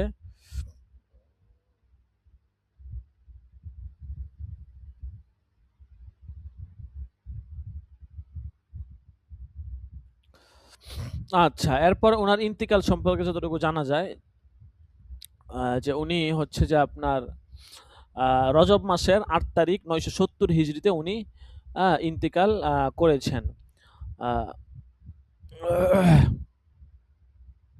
এখানে বলছে যে আম্মা সানাতু ওয়াফাতিহি ফাকাদ ইখতালাফা ফিহা ফাবনুহু আহমদ ইয়াজকুরু আন্নাহু তুওফিয়া সানাত ৯৭০ হিজরি বাইনামা তিলমিযুহু শেখ মুহাম্মদ আল আলামি ওয়া কাসীরু মিম্মান তারজামা লাহু ফায়াকুলু ইন্না ওয়াফাতাহু ফি সাবিহাতিল আরবিয়া ফি ৮ রজব সানাতা ৯৬৯ হিজরি ওয়া দুফিনা বিজাওয়াজি সাইয়্যিদাতি সাকিনাতু বিনতুল ইমামিল হুসাইন ইবনে আলী রাদিয়াল্লাহু আনহুমা। আচ্ছা, তো উনার রজব মাসের ৮ তারিখের কথা বলা হয়েছে। উনি রজব মাসের হচ্ছে যে আপনার ৮ তারিখ ৯৭০ হিজরি তিনি ইন্তিকাল করেছেন এবং সাইয়েদা সাকিনার নিকট তিনি সমাহিত হয়েছেন। ইবনে নুজাইম রাহমাতুল্লাহ আলাইহির সাথী উনা আহমদ রাসাইলুজ জাইনিয়া এটার মধ্যে এই তারিখটার কথা লিখেছেন। অনেকে আবার ৯৬৯ হিজরির কথা বলেছেন। তবে ৮ রজব ৯৭০ হিজরিতে ইন্তিকাল করেছেন, এটাই হচ্ছে অধিক বিশুদ্ধ মত। ওনার অনেক কিতাব আছে, আল বাহরুর রায়েক, কানজুদ দাকায়েকের শরহুল মানার, লুব্বুল উসুল, তালিকুল হেদায়া, হাশিয়া জামিউল ফুসুলাইন, আল ফতুয়া, আরবাঈনা রসায়েল, আল ফাওয়াইদুজ জাহনিয়া, আল আসবাহ ওয়ান নাযায়ের, এগুলো হচ্ছে ওনার কিতাব। আচ্ছা, আসবাহ ওয়ান নাযায়ের কিতাবের কিন্তু আপনার অনেক হাসিয়া আছে, অনেক ব্যাখ্যা গ্রন্থ আছে। এখানে আসবাহ ওয়ান নাযায়ের কিতাবের রচনা এবং এটার রচনার কারণ, ঠিক আছে, কি কারণে রচনা করা হয়েছে, তালিফ, এই সম্পর্কে বিস্তারিত আলোচনা আছে এবং এটার কি কি সরা গ্রন্থ আছে এগুলো বলা হয়েছে, শেয়ার বলা হয়েছে, ঠিক আছে। এত লম্বা আলোচনার দিকে আমরা যাব না, আমরা শুধু সংক্ষেপে এটার সার নির্যাসটা আপনাদেরকে বলে দিব। তো প্রথমেই আসি আসবাহ ওয়ান নাযায়ের এটা কিতাব সম্পর্কে প্রাথমিক কিছু কথা। এটা মূলত ফিকহে হানাফির একটা প্রসিদ্ধ এবং উঁচু মানের কিতাব। এই কিতাবের দ্বারা ফতুয়াও দেওয়া যায়। তিনি তার জীবনের শেষ ৬ মাসের মতো সময় ব্যয় করে এই কিতাবটা লিখেছেন। জমাদিউল উখরার 69 হিজরিতে এটা সংকলন শেষ হয় আর কি। বিভিন্ন সরা পাওয়া যায় কিতাবের। জাওয়াহের মুহাম্মদ ইবনে মুহাম্মদ তামরতাশি এটা লিখেছেন। তানভীরুল আজহান এটা আসবাব নাজায়েরের সরা। আর তাহকিকুল বাহির, ঠিক আছে। এরপরে পাওয়া যায় আত-তালিক। তারপরে তালিক নামে অনেকগুলা সরা পাওয়া যায়, অনেকেই লেখছেন, ঠিক আছে। অনেক ইমাম আলী ইবনে আমরুল্লাহ, তারপর হচ্ছে আবুল মাআমিন, অনেক ইমাম তালিক নামে আসবাব নাজায়ের সরা বা ভাষ্য গ্রন্থ রচনা করেছেন আর কি। আচ্ছা,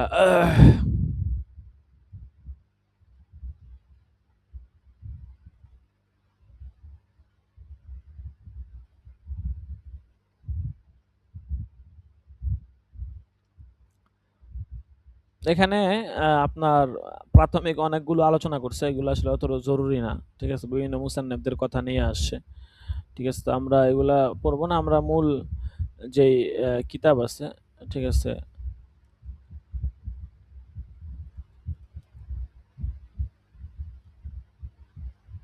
এই যে এগুলো সব এক্সট্রা আলোচনা, ঠিক আছে। কিতাব শুরু হইতেই আপনার এই যে এখান থেকে হচ্ছে মূল কিতাব শুরু আর কি, ঠিক আছে। 41 নম্বর পৃষ্ঠা। আচ্ছা, কিতাব শুরুর আগে আশবাহ এবং নাজায়ের এই শব্দটা সম্পর্কে আমরা একটু পরিচিত হয়ে নেই। আশবাহ এটা হচ্ছে শিবহুনের বহুবচন। শিবহুন হচ্ছে এক বচন, আশবাহ হচ্ছে বহুবচন, ঠিক আছে। তো এটার মানে হচ্ছে মতো, সদৃশ, যেটা একটা আরেকটার মতো, এটাকে বলা হয় শিবা, ঠিক আছে। লা শিবহা ওয়ালা নজিরা, একটা গজল আছে না, আলহামদুলিমান কদ্দার খায়র ওয়াবালা। হ্যাঁ হ্যাঁ হ্যাঁ, তো এই আর কি। নাজায়ের এটা হচ্ছে নজিরের বহুবচন। ইলমুল আসবা ও নাজায়েরকে ইলমুল কাওয়ায়েদ বা ইলমুল জাওয়াবেতও বলা হয়। কাওয়ায়েদ ও জাওয়াবেত বলা হয় সেসব কুল্লি নিয়ম নীতিকে যার উপর সমস্ত জুজিয়াত প্রয়োগ করা যায়।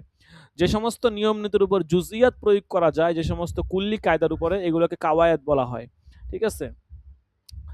তো পারিভাষিক অর্থে এটা এমন এক কানুনের নাম যার মাধ্যমে নতুন নতুন ঘটনা প্রবাহের বিধিবিধান জানা যায়, যে ব্যাপারে কিতাব, সুন্নাহ এবং ইজমার পক্ষ থেকে কোনো বক্তব্য নেই।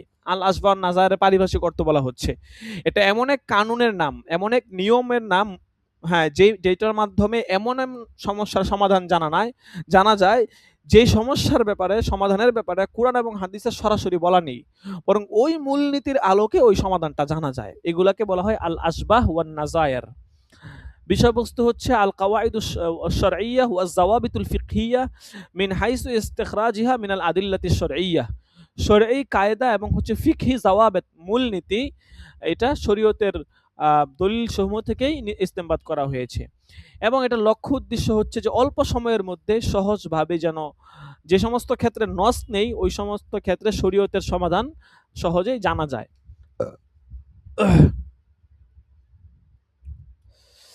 ইলমুল আসবাহ সংকলনটা কিভাবে হয়?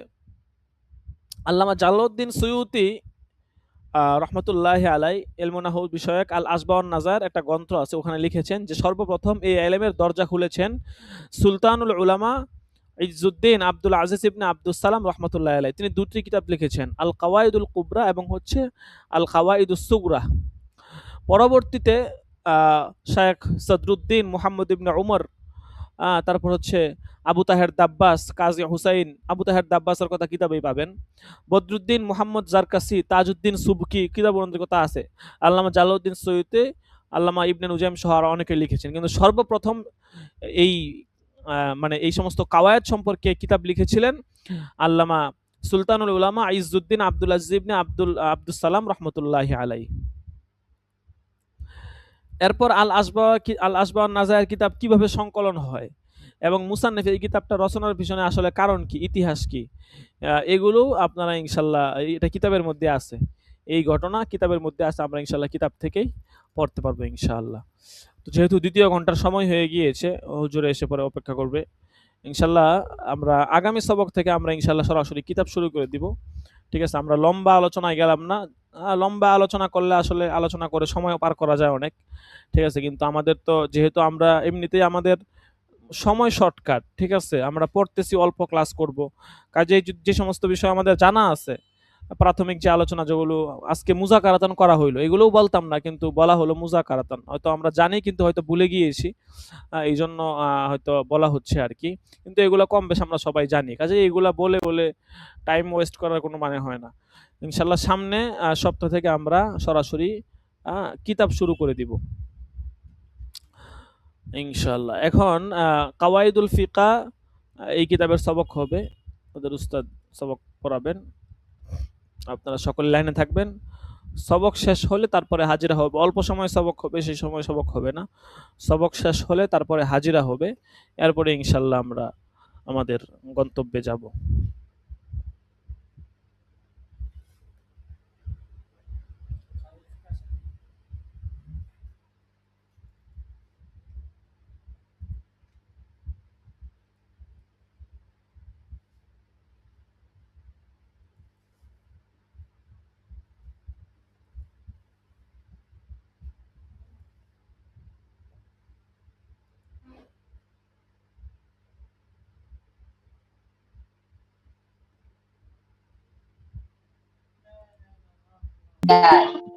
তোর কোনো আওয়াজ হচ্ছে না তো। বলা হলো যে আরেক উস্তাদ আসবেন, উনি ক্লাস করাবেন, অপেক্ষা করতে হবে তো। ও আচ্ছা, তো হুজুর কোন উস্তাদ ক্লাস করবেন, কোন উস্তাদ?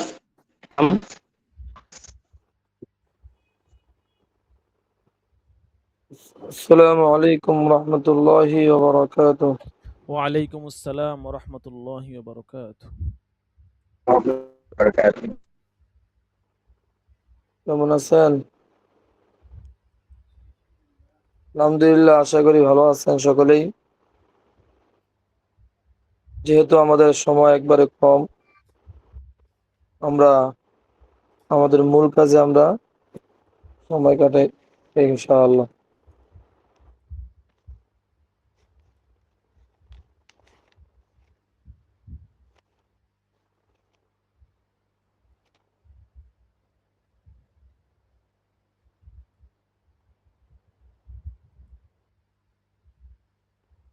نحمده ونصلي على رسوله الكريم، أما بعد.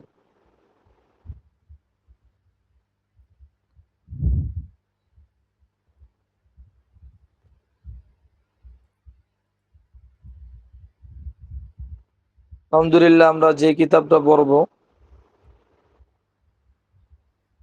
قواعد الفقه। قواعد الفقه القواعد الفقهية، এটা আছে যে قواعد الفقه, ফিকহের কিছু নিয়ম কানুন। এই কিতাবটা অত্যন্ত গুরুত্বপূর্ণ, কিছু মূলনীতি নিয়ে এখানে আলোচনা আছে। আমরা যে ফতোয়া দেব, বিভিন্ন মাসলা মাসাইল বের করব, কোন মূলনীতির আলোকে আমরা বের করব, সেটা নিয়ে এই কিতাবের মধ্যে গুরুত্বপূর্ণ আলোচনা করবে। আমরা একের পর এক ইনশাআল্লাহ আলোচনা শুনতে থাকবো, বুঝারও চেষ্টা করবো ইনশাআল্লাহ। আলোচনার শুরুতে আমরা জানবো এই কিতাবের লেখক কে। এই কিতাবের লেখক ছিলেন হযরত মাওলানা মুফতি আমিনুল ইহসান রাহিমাহুল্লাহ তাআলা। কি নিয়ে আইছেন? হযরত মাওলানা আমিনুল ইহসান রাহিমাহুল্লাহ তাআলা। হুম, আর তিনার জীবনী সম্পর্কে আমরা সামান্য কিছু ধারণা নেই। খান, চাবায় খান। ইমাম আল্লামা চাবায় খান। আমিনুল ইহসান ঠিক আছে, রহমাতুল্লাহি আলাইহি তিনি জন্মগ্রহণ করেন 1911 সালে। কত? 1911 সালে 24শে জানুয়ারি 22শে মুহররম তিনি জন্মগ্রহণ করেন। আর তিনি মৃত্যুবরণ করেন 1974 সালে। 74 সালে তিনি মৃত্যুবরণ করেন। আর ওনার পিতার নাম ছিলেন হুম, সৈয়দ মোহাম্মদ হাকিম, সৈয়দ মোহাম্মদ হাকিম হুম। আব্দুল মান্নান হ্যাঁ, নাযিরা সাইয়্যিদানা সাজিদা। একটা হইব।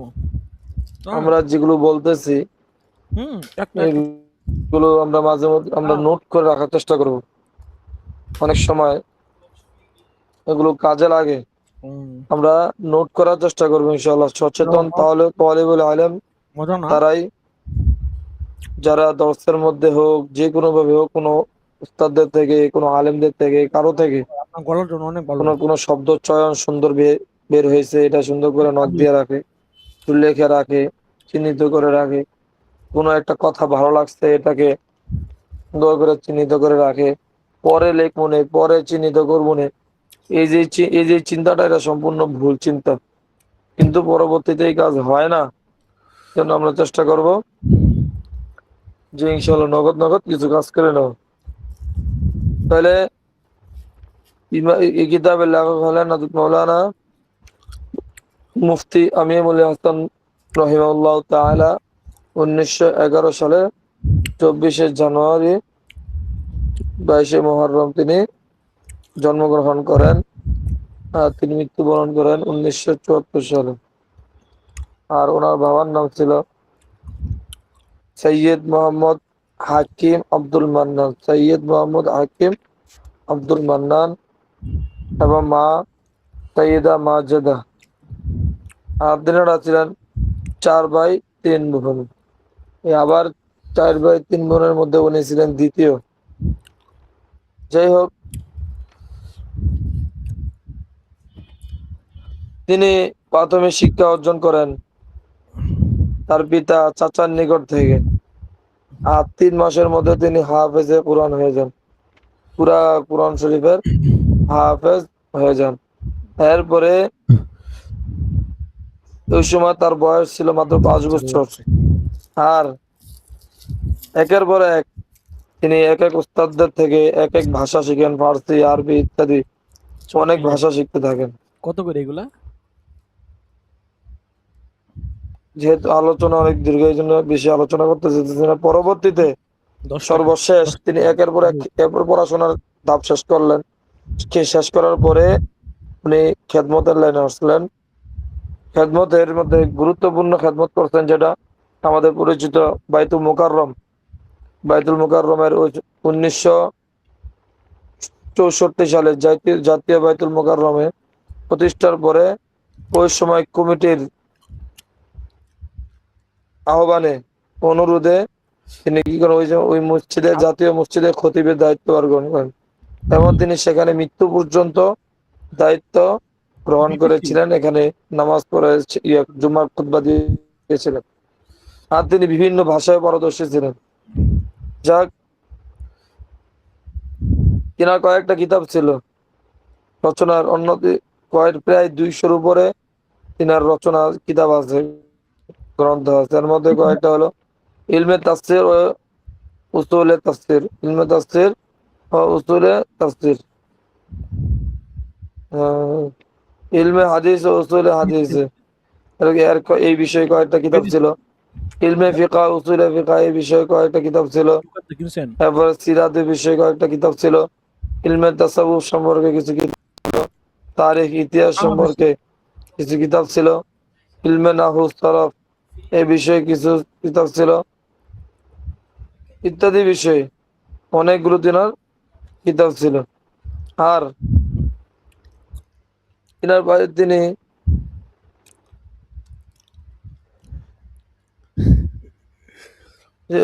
এরপরে যে আমরা এতটুকু থেকে আমরা কি করলাম, সামান্য অনেক, ওনার জীবনী বিশাল লম্বা জীবনী, তো আমরা সংক্ষেপে কয়েকটা বিষয় জানলাম। ওনার নাম জানলাম, ওনার বাবার নাম জানলাম, ওনার মার নাম জানলাম, ওনার ভাই বোন কয়জন এটাও জানলাম, আবার উনি কয় নাম্বার সেটাও জানলাম, আর ওনার জন্ম, মৃত্যু, এবারে পড়াশোনার হালাত সংক্ষেপে জানলাম। আর আমাদের সর্বশেষ খেদমত, মৃত্যু পর্যন্ত ছিলেন বাইতুল মুকাররমের খতিব, এবং ওনার কিছু কিতাবের কথা বলা হলো, যে এই সম্পর্কে কয়েকটা বিষয়ে তিনি অনেকগুলো কিতাব লিখছেন, প্রায় 200-র উপরে কিতাব লিখছেন। এখন আসি মূল কিতাবের মধ্যে, আমরা আসি। সকলে মূল কিতাবের মধ্যে আসে। বিসমিল্লাহির রহমানির রহিম। বাবুল আলিফ। তিনি এই কিতাবটাকে বিভিন্ন ভাবে লিখেছেন। এর মধ্যে আলিফ, সর্বপ্রথম তিনি যেই মূলনীতিগুলো আছে এর মধ্যে কিছু মূলনীতি এখানে উল্লেখ করছেন। এই মূলনীতির মধ্যে যার প্রথম অক্ষরটা আলিফ থাকবে এই সম্পর্কে এই মূলনীতি করবেন। এরপরে এক এক করে এক একটা। এখানে আমরা প্রথমে যেটা পড়বো, যার যে মূলনীতির প্রথম অক্ষরটা কি থাকে, আলিফ। এই আলোচনাগুলো এখানে আনা হয়েছে। যেমন বাবুল আলিফ, আলিফের অধ্যায়। বাবুল আলিফ বলতে যে হরফের যে কায়দার শুরুর অংশ, প্রথম যে শব্দের যে প্রথম অক্ষরটা, এই অক্ষরটার যে আলিফ হওয়া, আলিফ আছে এরিয়াকে এই মূলনীতিগুলো এই বাবের মধ্যে উল্লেখ করছে, এই জন্য বাবুল আলিফ বলে। এখন কায়দা, আমরা কায়দা কিছু পড়ি। আল কাওয়াইদুল ফিকহিয়্যা, যাক এই কিছু নিয়ম কানুন। এক নম্বর কায়দা, আল কায়দা ইন্নামাল আমালু বিন্নিয়াত। এখানে এই আলোচনা শুরুর আগে একটা বিষয় জেনে নেই। এই যে কিতাবে শুরুতে শিন নুন দেওয়া, এবার আলিফ র আনিস তামান লায়াত তালিক, এখানের মধ্যে সিন ইয়া র দেওয়া, এরপরে মিম দেওয়া, এগুলো কি আসলে এটা আমাদের জানা দরকার।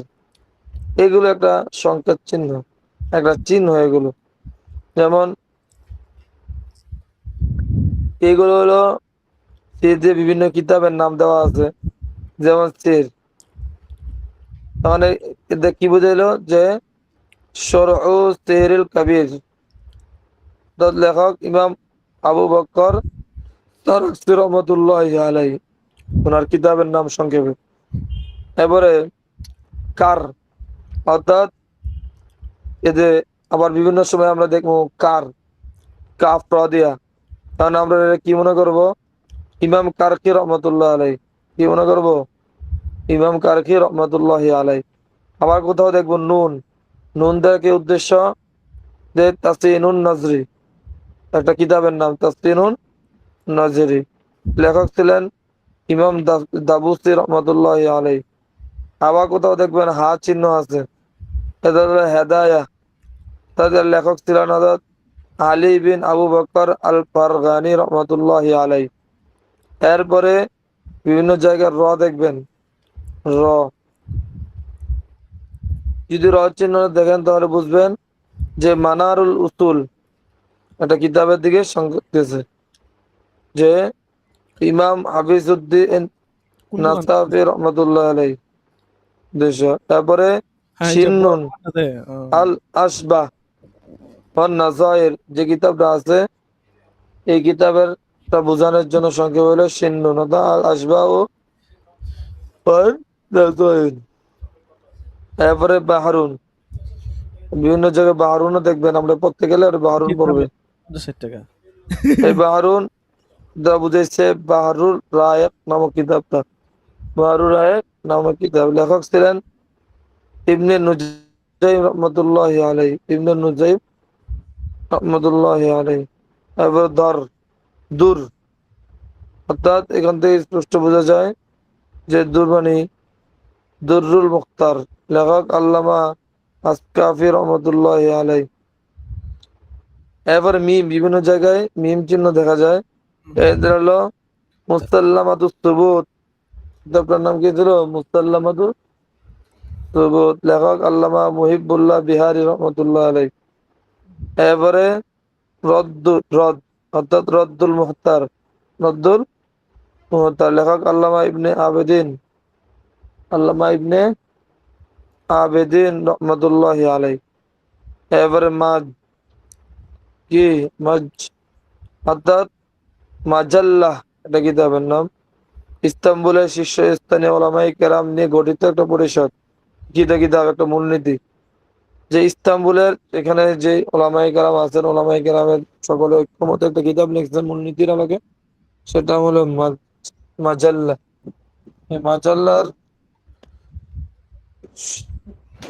মাজাল্লার সারসংক্ষেপ হইল মাজ।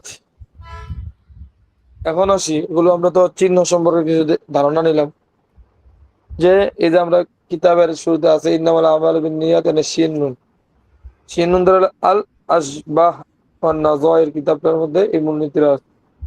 এরপরে কিতাব আছে দেন সিনিয়ারও, এদের উদ্দেশ্য হলো শরহ সির কাবির। এরপরে আছে মিম, মিমটা যদি আমরা এই যে আল ইসবাত মুকদ্দামুন আলা নফি কানা বিল আসল, এই যে মূলনীতির আছে এটার মধ্যে মিম যে চিহ্নটা আছে, মিমটা হলো মুসাল্লামাতুস সুবুত, এটা কিতাবের নাম। এরপরে কার, অর্থাৎ ইমাম কারখি রহমাতুল্লাহ আলাইহ। এরপরে আর কতগুলো আছে, কার, মাঝ, দুটোই আছে, মাঝাল্লাহ এবং ইমাম কারখি রহমাতুল্লাহ আলাইহ, দুটোই কিতাবের মধ্যে মূলনীতি আছে। এরকম বিভিন্ন ভাবে দেওয়া আছে, আমরা এগুলো ইনশাল্লাহ দেখে নিকে বুঝে নিব ইনশাল্লাহ। এখন আসি কিতাবের মধ্যে, বাবুল আলিফ কায়দা ইন্নামাল আমালু বিন্নিয়াত। এক নম্বর মূলনীতি কি, ইন্নামাল আমালু বিন্নিয়াত আই সওয়াবুল আমালি বিন্নিয়াত, যে সমস্ত আমলের সওয়াব নির্ভর করে নিয়তের উপর, আমল সহি হওয়ার উপর না। আমলের সওয়াব পাওয়ার জন্য ইয়া হয় নিয়তের উপর। এর ব্যাপারে তো আমরা সকলে জানি। হম, এই হাদিসটা তো বুখারী সহ বিভিন্ন কিতাবের মধ্যে এটা আছে। আর এটা কেউ বলছেন যে দিনের কি মূল, সবচেয়ে মূল বিষয়, ইন্নামাল আমালু বিন্নিয়াত, মূল জিনিস, মূলনীতি, অন্যতম বড় একটা মূলনীতি। যাক, এটার ব্যাপারে আমরা স্পষ্ট আমরা জানি প্রত্যেকটা আমল নিয়তের উপর নির্ভরশীল, প্রত্যেকটা আমলের মানে প্রত্যেকটা আমলের সওয়াব, এটা তো আমরা স্পষ্ট অনেক অনেক জানি। উদাহরণ এটা আমাদের তেমন লাগবে না। এরপরে আসি আল ইবরাউ আনিস তামানি লা ইয়াহতামিলু তালিক, অন্যের মূল্য ছাড় দেওয়ার ক্ষেত্রে, মানে আল ইবরাউ আনিস তামান, কোন সামান থেকে মুক্তি দেওয়া, সামান থেকে মানে সামান মানে মূল্য থেকে মুক্তি প্রদান করা, এটা কোনো শর্তকে কি করে না, আরোপ করে না, শর্ত আরোপ করার সুযোগ রাখে না কোনো তালিক, এখানে শর্ত আর কোনো সম্ভাবনা নেই, শর্ত আরোপ করা কি নাই কোনো সম্ভাবনা নেই। আল ইবরাউ আনিস তামান লা ইয়াহতামিলু তালিক, মানে মূল্য থেকে মুক্তি পাওয়া, মুক্তি দান করা, মুক্তি দেওয়া, বা মূল্য মাফ করে দেওয়া, এটা কি লা ইয়াহতামিলু তালিক, কোনো শর্তকে শর্তারোপ করা হয় না। এখানে যেমন এটা উদাহরণস্বরূপ একটা বুঝেন, কেউ যখন কি করছে,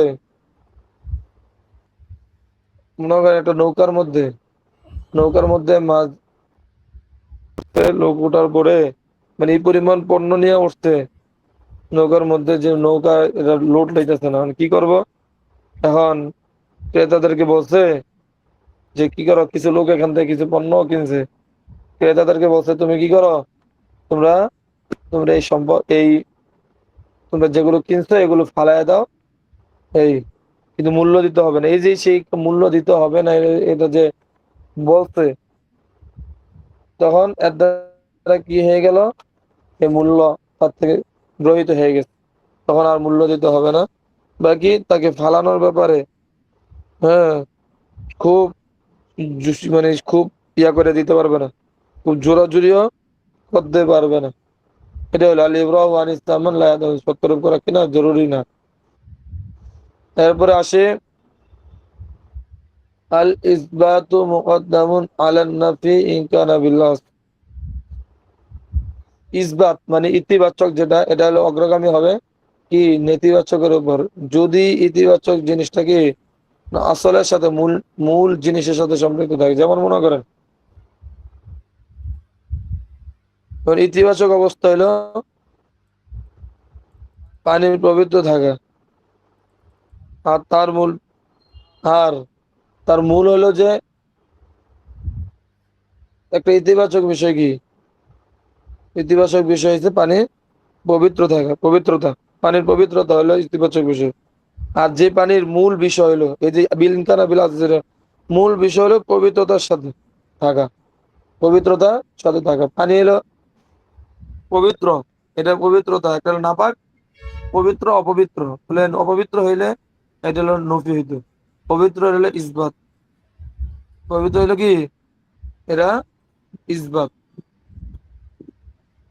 এখন যেহেতু এরা ইসবাত, আর এর মূলের সাথে আছে কি পবিত্র থাকা, আর পানি সাধারণত কি থাকে ওই পবিত্রতার সাথেই থাকে। তখন এদের কি হয়, তখন এই আল ইসবাত এই এটা প্রমাণ মানে অগ্রগামী থাকবে, যেটা ইতিবাচক এটাই থাকবে কি প্রমাণ। এরপরে ধরি 3 নম্বর, তিনটা আমরা কায়দা শুনলাম, একটু উদাহরণ সহ সংক্ষেপে উদাহরণ সহ একটা একটা করে উদাহরণ দিয়ে আমরা শুনতে পাইলাম। এরপরে কায়দা আমরা শুনি, আল ইজাজাতু ইন্নামা তাসিউ সুম্মা তুস্তানাদু ইলা ওয়াক্তিল আমদি। ভাই আমি একটু পরে কথা বলি, হ্যাঁ একটু একটু ক্লাস করাইতেছিলাম, পরে কথা বলি, ক্লাস করাইতেছি, একটু পরে কথা বলি। আল ইজাজাতু ইন্নামা তাসিউ সুম্মা তুস্তানাদু ইলা ওয়াক্তিল আমদি। আল ইজাজা, ইজাজা অনুমতি প্রদান, এটা সহি হবে, কেবল সহি হবে সুম্মা তুস্তানাদু ইলা ওয়াক্তিল আমদি, তারপরে আগদের সময় পর্যন্ত কি হবে এটাকে, এটা সম্পৃক্ত হবে। মানে আগে অর্থটা বুঝি, ইন্না আল ইজাজাতু ইন্নামা তাসতিহু, যে অনুমতিটা তৈরি হবে, হ্যাঁ, তারপরে আগদের সময় কি সময়ের সাথে এটা সম্পৃক্ত হবে।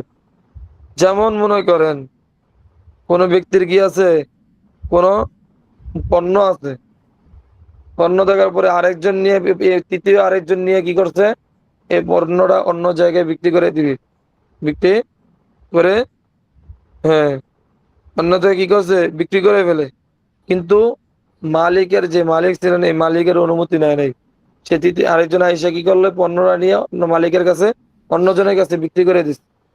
বিক্রি করে দেওয়ার কারণে ওই, কিন্তু মালিক কিন্তু মালিকের কি অনুমতি নেয় নাই। পরবর্তীতে মালিক যদি অনুমতি দিয়ে দেয় যে ঠিক আছে, যেহেতু সে নিচেই গা, এই জিনিসটা সে অন্য জায়গায় বিক্রি করেই ফেলছে, তার সমস্যা নাই, দিয়ে দাও। তখন যদি ক্রেতার হাতে, যদি ক্রেতার হাতে ওই যখন অনুমতি দিছে ওই সময় যদি জিনিসটা ওই পণ্যটা যদি উপস্থিত থাকে, এই যে যখন অনুমতি দিছে, অনুমতি দেওয়ার সময় যদি ওই বস্তুটা ক্রেতার হাতে থাকে, তাহলে এটা কি হবে, গ্রহণ করা হবে, এই ইজাজতটা তৈরি হবে। আর যদি ক্রেতার হাতে না থাকে, ক্রেতা নিয়ে কি করছে খেয়ে ফেলছে কিন্তু অনুমতি ছাড়া, তাহলে কি হবে না, এই ইজাজতটা সহি হবে না। আর যদি যখন অনুমতি দিছে ওই সময় যদি তার এটা প্রস্তুত থাকে, উপস্থিত থাকে, বিদ্যমান থাকে, তাহলে কি হবে, এই অনুমতিটা সহি হবে। এরপরে আসি কায়দা, কয় নম্বর কি কায়দা, 5 নম্বর কায়দা আসি। আল ইজাজাতু ইন্নামা তালহাকুল মওকুফ, ইন্নামা তালহাকুল মওকুফা লাল বাতিল ওয়ালা বিল জাইজি। অনুমতি প্রদান কেবল স্থগিত বিষয়ের সাথে সম্পৃক্ত, মওকুফ মানে স্থগিত, লাল বাতিল বাতিল অথবা বৈধের সাথে সম্পৃক্ত নয়। অনুমতি শুধু মওকুফের সাথে সম্পৃক্ত, বাতিল অথবা বৈধের সাথে কি না সম্পৃক্ত না। যেমন মনে করেন কোনো ব্যক্তি উকিল বানানো ছাড়া, উকিল বানানো ছাড়া কারোর জন্য কোনো কিছু ক্রয় করছে, কারো কি করছে, উকিল বানানো ছাড়া কারোর জন্য, মনে করেন তাকে কি করে নাই, কোনো উকিল বানায় নাই, উকিলকে কয় নাই যে তুমি এই জিনিসটা, এটা এটা বলে নাই যে তুমি এই জিনিসটা ক্রয় করে আনো, না বলে এই অনুমতি দেয় নাই, কারণ সে নিজের থেকে কি করছে, এই জিনিসটা ক্রয় করে আনছে, ক্রয় করে আনার কারণে তখন যার জন্য ক্রয় করছে উনি এটা নিতেও পারে নাও নিতে পারে। যদি নেয়, তিনি যদি অনুমতি দেয়, ঠিক আছে ক্রয় করছো যেহেতু কোনো সমস্যা নাই, তাহলে তার জন্য হবে। আর যদি হয় না তুমি এটা কেন আনছো, হ্যাঁ এরকম, তাহলে তুই যদি নিতে না চায় তাহলে এটা কোনো কিছু করাও থাকবে না। তখন যিনি ক্রয় করেছেন তারই থাকবে এটা। এটাই বলছে আল ইজাযাতু ইন্নামা তাকুনু মাওকুফ। ওই যে মালিক যার জন্য ক্রয় করেছে সে যদি অনুমতি দেয় তাহলে কি হবে, গ্রহণ করা হবে। অনুমতি না দিলে এটা গ্রহণ করা হবে না। বাধ্যতা করতে পারবে না, বাধ্য করতে পারবে না। এরপরে আসি 6 নম্বর, আল ইজাযাতুল লাহিকাতু কাল ওয়াকালাতিস সাবিকাতি। আল ইজাযাতুল লাহিকাতু কাল ওয়াকালাতিস সাবিকাতি, পরবর্তীতে সংযুক্ত অনুমতি। কি আল ইজাযাতুল লাহিকাতু মানে সংযুক্ত অনুমতি, মানে পরবর্তীতে কোন একটা কিছু ঘটার পরে, মানে লেনদেনের পরে সংযুক্ত ইজাজত অনুমতি কাল ওয়াকালাতিস সাবিকাতি, পূর্ব থেকে নিযুক্ত ওকালতের মধ্যে। অর্থাৎ যদি মনে করেন যদি কারো পক্ষ থেকে কোনো কিছু কি করছে, বিক্রি করে দিছে, পরে কি করছে মালিক জানতে পারছে যে আমার জিনিসটা সেই বিক্রি করে দিছে। যখন মালিক বিষয়টা জানতে পারলো তখন কয় যা, যেহেতু সে বিক্রি করে দিছে তার অনুমতি দিয়েই দিই, তার কি অনুমতি দিয়েই দিই, এটাই বলছে। পরে যদি অনুমতি দিয়ে দেয় তাহলে এই লেনদেনটা কি হয়ে যাবে, সই হয়ে যাবে। কেমন যেন সে আগের থেকে উকিল ছিল, যেমন আগে যদি উকিলই বানাইতো যে এই জিনিসটা বিক্রি করে দাও, তখন সে বিক্রি করে দিত, এটা যেমন সহি ঠিক এমনই। কিন্তু মালিককে না জানায় বিক্রি করার পরে মালিকের কাছে যখন বলছে, মালিক জানতে পারছে, তখন মালিক যদি অনুমতি দিয়েই দেয়, ঠিক আছে, তখন কি হয়ে যাবে, গ্রহণ করা হবে। তখন তখন বিক্রিটা সহি হবে। এরপরে আসি আল, কয় নাম্বার গেল, 6টা। 7 নম্বর কায়দা আল ইজতিহাদু লা ইয়ানকুদু বিমিথলিহি ওয়া লা ইউআরিদুন নাস। ইজতিহাদ, একটা ইজতিহাদ আরেকটা ইজতিহাদকে কি করে না, বাতিল করে না, এবং ইজতিহাদ কোন নসের কি না বিপরীত যায় না। ইজতিহাদ, একটা ইজতিহাদ আরেকটা ইজতিহাদকে কি করে না, বাতিল করে না। আল ইজতিহাদু লা ইয়ানকুদু বিমিথলিহি, ইজতিহাদ তার মতো আরেকটা ইজতিহাদের মাধ্যমে ভঙ্গ হয় না, ওয়া লা ইউআরিদুন নাস, এবং হম এবং প্রথমটা কি, এরপরে এর বিপরীতে, ইজতিহাদ বিপরীতে কি হয় না, নসের বিপরীত হয় না।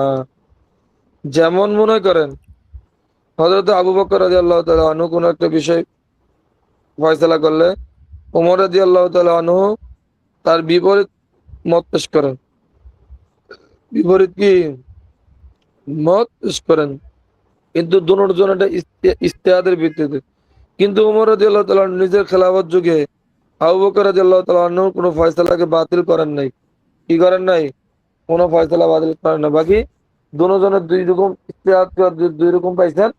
আর কিন্তু কেউ কারো ইজতিহাদকে কি করেন নাই, বাতিল বলে গণ্য করেন নাই।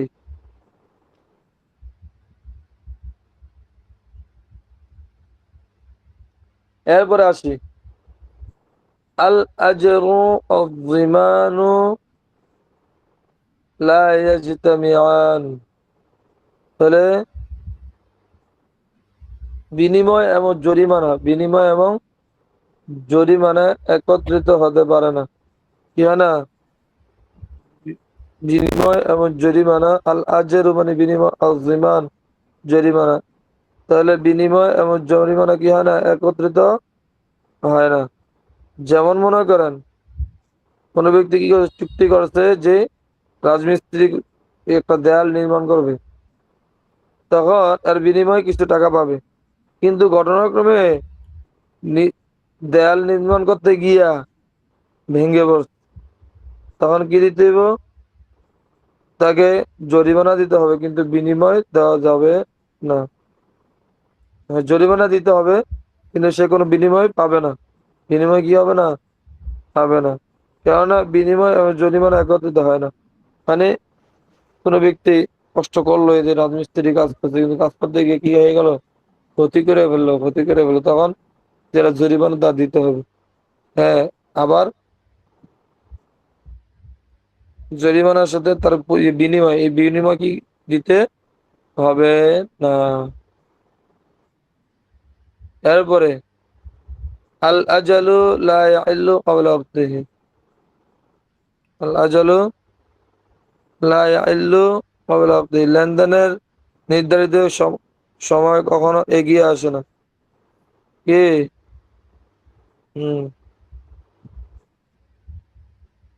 আল আজালু, তার সময়ের পূর্বে কি না হালাল হয় না। যেমন মনে করেন আপনি কোনো বিষয়ে লেনদেন করছেন, কারো কাছে 10,000 টাকা লেনদেন করছেন, সময় দিয়েছেন কত? যে 1 সপ্তাহ সময় দিয়েছেন। এখন এই 1 সপ্তাহ সময় শেষ হওয়ার আগে আপনি তার কাছে কি করতে পারবেন না, কোনো আবেদন করতে পারবেন না। বরং 1 সপ্তাহ পার হওয়ার পরে তারপরে তার কাছে কিছু কি করবেন, আবেদন করবেন। এটাই বলছে যে হুম। এরপরে আসি আল ইহতিয়াতু ফি হুকুকিল্লাহ লা ফি হুকুকিল ইবাদ। আল্লাহর ইবাদতের ক্ষেত্রে সতর্কতা অবলম্বন করা, কিন্তু বান্দার হকের ক্ষেত্রে কি, আল্লাহর হকের ক্ষেত্রে সতর্কতা অবলম্বন করা, আর বান্দার হকের ক্ষেত্রে নয়। আল্লাহর হক যেমন নামাজ, রোজা, এগুলো এগুলো যদি এরকম হয় হালাল নাকি হারাম, হালাল নাকি হারাম, এই যে বিষয়টা অনেক সময় কি হয়, কিন্তু এটা কি আল্লাহর বিষয়, কি আল্লাহর কোনো হুকুমের বিষয়, তখন এখানে হালাম হারাম হলে হারাম থেকে বেঁচে থাকার কি, চোদ্দ হালাল হলে হালাল কাজ করা, কোনো এই তো সতর্কতা। কিন্তু বান্দার এই হকের ক্ষেত্রে কোনো ইয়া নাই, সতর্কতা নাই। মনে করেন কোনো, যেমন আল্লাহর হয় যেমন 5 ওয়াক্ত নামাজ, আরে আমি কি জোহরের 2 রাকাত সুন্নত পড়েছিলাম, 2 রাকাত সুন্নত তো পড়েছি কিনা সন্দেহ, তখন হাতিয়াত কি, সতর্কতামূলক হলে সে আর 2 রাকাত পড়ে নিবে। 2 রাকাত পড়লে এটা একটা সতর্কতামূলক না, তার 2 রাকাত সুন্নতের মর্যাদা আদায় হয়েছে, এরকম। আর এটা হলো আল্লাহর হকের, কিন্তু বান্দার হকের ক্ষেত্রে, বান্দার মনে করেন আপনি তার কাছে কি পেলেন, হুম, যদি মনে করেন আপনি তার কাছে কোনো কিছু পান, এখন এই বিষয়ে সন্দেহ হইলো, কি হলো, এই বিষয়ে সন্দেহ হইলো, তখন চিন্তা করলেন আরে এই যে করছে এর উপর জরিমানা আসবে কিনা, জরিমানা আসবে কিনা, এই যে চিন্তাটা আসছে এখানের মধ্যে, যদি যেহেতু বান্দার হক, এই জন্য বান্দার হকে কি করো না, পুরা যদিও সন্দেহ লাগে, তখন পুরাটা কি করে দিবে, উম, ওই ব্যক্তিকে দিয়ে দিবে, নিজের কাছে কিছু রাখবে না। এরপরে কটা গেল, 10টা, আর 2 একটা পড়ি। ইদাজতামা আমরানি মিন জিনস, 11 নম্বর, ইদাজতামা আমরান মিন জিনসিন ওয়াহিদ। তবে এক জিন্সের 2টা বিষয় কি হয়, একত্রিত, এক এক- এ, এক জিন্সের 2টা বিষয় একত্রিত হয়, তখন অলাম ইয়াখতালিফ মাকসুদুহুমা, হ্যাঁ উভয়টার উদ্দেশ্য কি নয়, ভিন্ন নয়। দাখাল আহাদুহুমা ফিল আখিরি গালিবান, একটা আরেকটার জন্য কি অন্তর্ভুক্ত হয়ে যাবে, অধিকাংশ ক্ষেত্রে, অধিকাংশ ক্ষেত্রে একটি অপরটির অন্তর্গত হয়ে যাবে। অর্থাৎ এটা বোঝার জন্য একটা উদাহরণ বুঝি, যেমন কোন পুরুষের কি করছে, অজু ভেঙে গেছে, আবার গোসলও ফরজ করা হয়েছে, ফরজ হয়েছে, অজু ভেঙে গেছে, আবার কি গোসল ফরজ হয়েছে। আর কিন্তু অথবা কোন নারীর অজু ফরজ হয়েছে, অজু ভেঙে গেছে, আবার হায়াত শুরু হয়ে গেছে, তাহলে এই ক্ষেত্রে উভয়টির জন্য একটা অজুরই একটা গোসলই যথেষ্ট, একটা গোসলই যথেষ্ট। তাহলে এক জিন্সের, মানে গোসল করা, অজু করা ইত্যাদি, তাহলে এক জিন্সের 2টা বিষয় একত্রিত হলে এবং উভয়টার উদ্দেশ্য কিন্তু ভিন্ন না থাকলে, তখন একটা আরেকটাতে কি আলাদা যে একটা একটা অন্তর্ভুক্ত করা যায়, কোনো সমস্যা, একটা করলে আরেকটা আদায় হয়েই যায়। এরপরে ধরেন 12 নম্বর ইদা, আর আর কয়েকটা বলবো, ঠিক আছে? এই জন্য আপনারা সবাই একটু যাতে মনোযোগ দিয়ে পড়াগুলো শুনেন। যে 12 নম্বর ইদা ইজতামাআতিল ইশারাতু ওয়াল ইবারাতু তুতাবারুল ইশারাত, যখন ইশারা এবং ইবারত মানে সরাসরি বলা, ইশারা এবং হ্যাঁ, ইশারা এবং মৌখিক বক্তব্য এগুলো কি একত্রিত হয়, তখন ইশারাই গ্রহণযোগ্য হয়। তখন কি ইশারাই গ্রহণযোগ্য হয়। যেমন মনে করেন কোনো ব্যক্তি বিয়ে করছে, মানে বিয়ের সময় মহারানাতে দিতে হয়, মহারানা, মানে মহারানার মধ্যে কি আছে, এখানে কইতেছে যে আমি মহারানা এক তিরকা দিব, 1 ড্রাম, 1 ড্রাম কি দিব, সিরকা দিব। কিন্তু সে কি করলো, সে যেহেতু ইশারার মাধ্যমে দেখাইছে এই জিনিস, এই 1 ড্রাম কি দিব, দিব, জবান দিয়ে বলছে, মুখ দিয়ে বলছে। এখন কি করবে, তখন এই ড্রাম, এবার পরে দেখা গেল ড্রামের মধ্যে কি সিরকা না মদ, তখন কি করবে, তখন তার যে ইশারা দিছে, যেটার প্রতি ইশারা দিছে এটাই তার গ্রহণযোগ্য হবে, এটাই সে গ্রহণ করবে। যেহেতু আর যদি সে যে অমুসলিম হয় তাহলে তার জন্য পণ্য, আর যেহেতু এরা মুসলমান, তো তার জন্য এটা পণ্য নয়। বরং যেমন মনে করেন স্ত্রী, যেটা বললাম স্ত্রী বিয়ের সময় মহর হিসাবে, তখন মহর হিসাবে কি করব, মহর হিসাবে যদি ইয়া সিরকার কথা কইছে, পরে দেখা যাচ্ছে মদ, আর মদের ক্ষেত্রে যদি মুসলমান হয় তাহলে তো এটা মদ তার জন্য হালাল না, তখন এটা কি করবে, হম, তখন হালাল না, তখন যেহেতু এটা মহর, তখন এই মহিলাকে মহর দিতে হবে ঠিক, কিন্তু মহরটা কি, মহরে মিছিল দিতে হবে, মহরে মিছিল দিতে হবে। তখন ইশারা যেটা করছে, যে ড্রাম, সিরকার ড্রাম, মদের ড্রাম আছে, মানে যেটার দিকে ইশারা করছে এটাই গ্রহণযোগ্য হবে। এরপরে ধরেন তো কয় নম্বর গেল, 12টা 13টা ইদার তামাল হাক্কান, যদি দুইটা হক কি হয়, একত্রিত দ্বিতীয় হয়, মিসালটা আবার একটু ভালো হয়। যে পূর্বের মিসালটা ইজাস্তামাতিল ইশারাতু ওয়াল ইবারাতু তুতাবারুল ইশারাতু, মিসালটা আবার একটু বুঝিয়ে দিলে ভালো হয়। আবার একটু বুঝা দিতাম, জি সেটা জি। হলো মনে করেন কোন ব্যক্তি, হুম, কোন একটা যেমন কোন ব্যক্তি কোন মহিলাকে বিয়ে করবে, কি করবে, বিয়ে করবে, মানে মহারণার সময় সে কি করলো, দেখাইলো যে একটা ড্রাম কি সিরকা, একটা ড্রাম দেখাইলো, এই ড্রামটা সিরকা, এই ড্রামটা আছে কি সিরকা,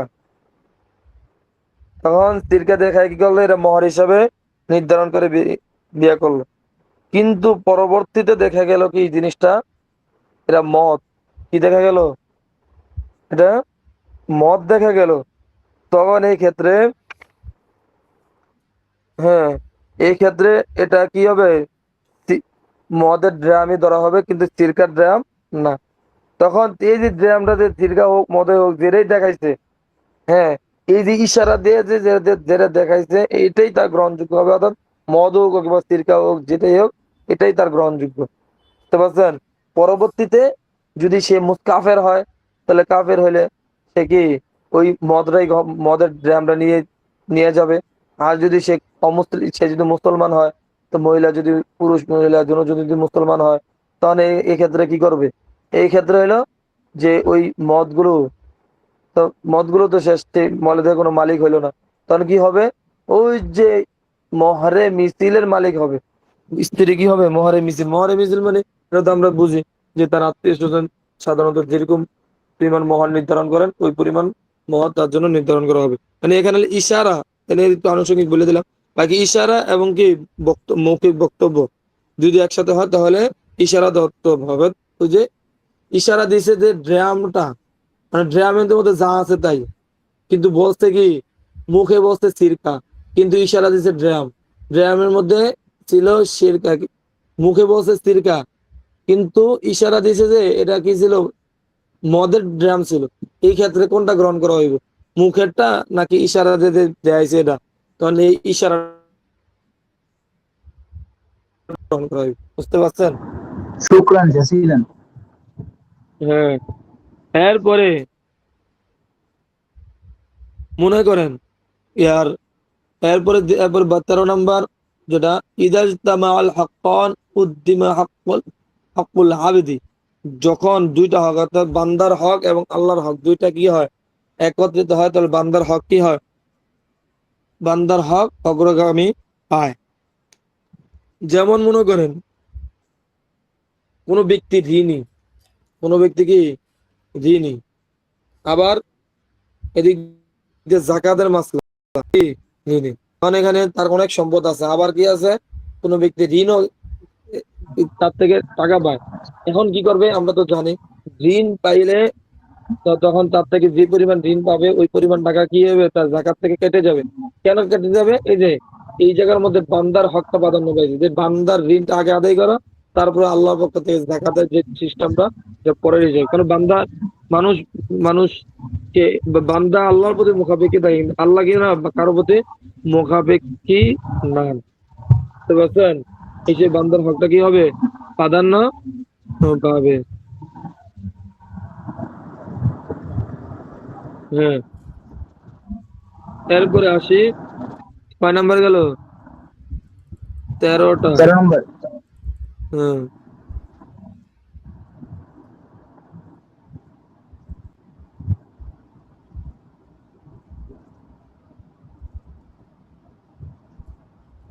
এখন ধরেন এই যে ইদাজ তামা আল হালালু আল হারাম আউল, হ্যাঁ, আউল মুহরিম আল মুবিহু গালাবাল হারাম ওয়াল মুহরিম, যখন হালাল এবং হারাম দুইটা কি হয়, একত্রিত হয়, অথবা কি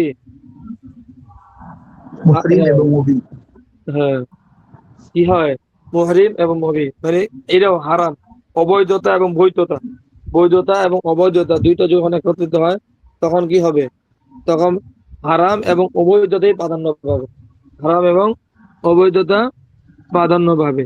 যেমন প্রত্যেকটা বস্তুর মৌলিক অবস্থা হলো হালাল এবং বৈধ হওয়া, কিন্তু যখন এর সাথে কোনো হারাম অথবা অবৈধ কোনো বিষয় একত্রিত হয়, তখন বুঝতে হবে এই হালাল এবং বস্তুটি কি, বৈধ জিনিসটা কি হয়ে গেছে, রহিত হয়ে গেছে।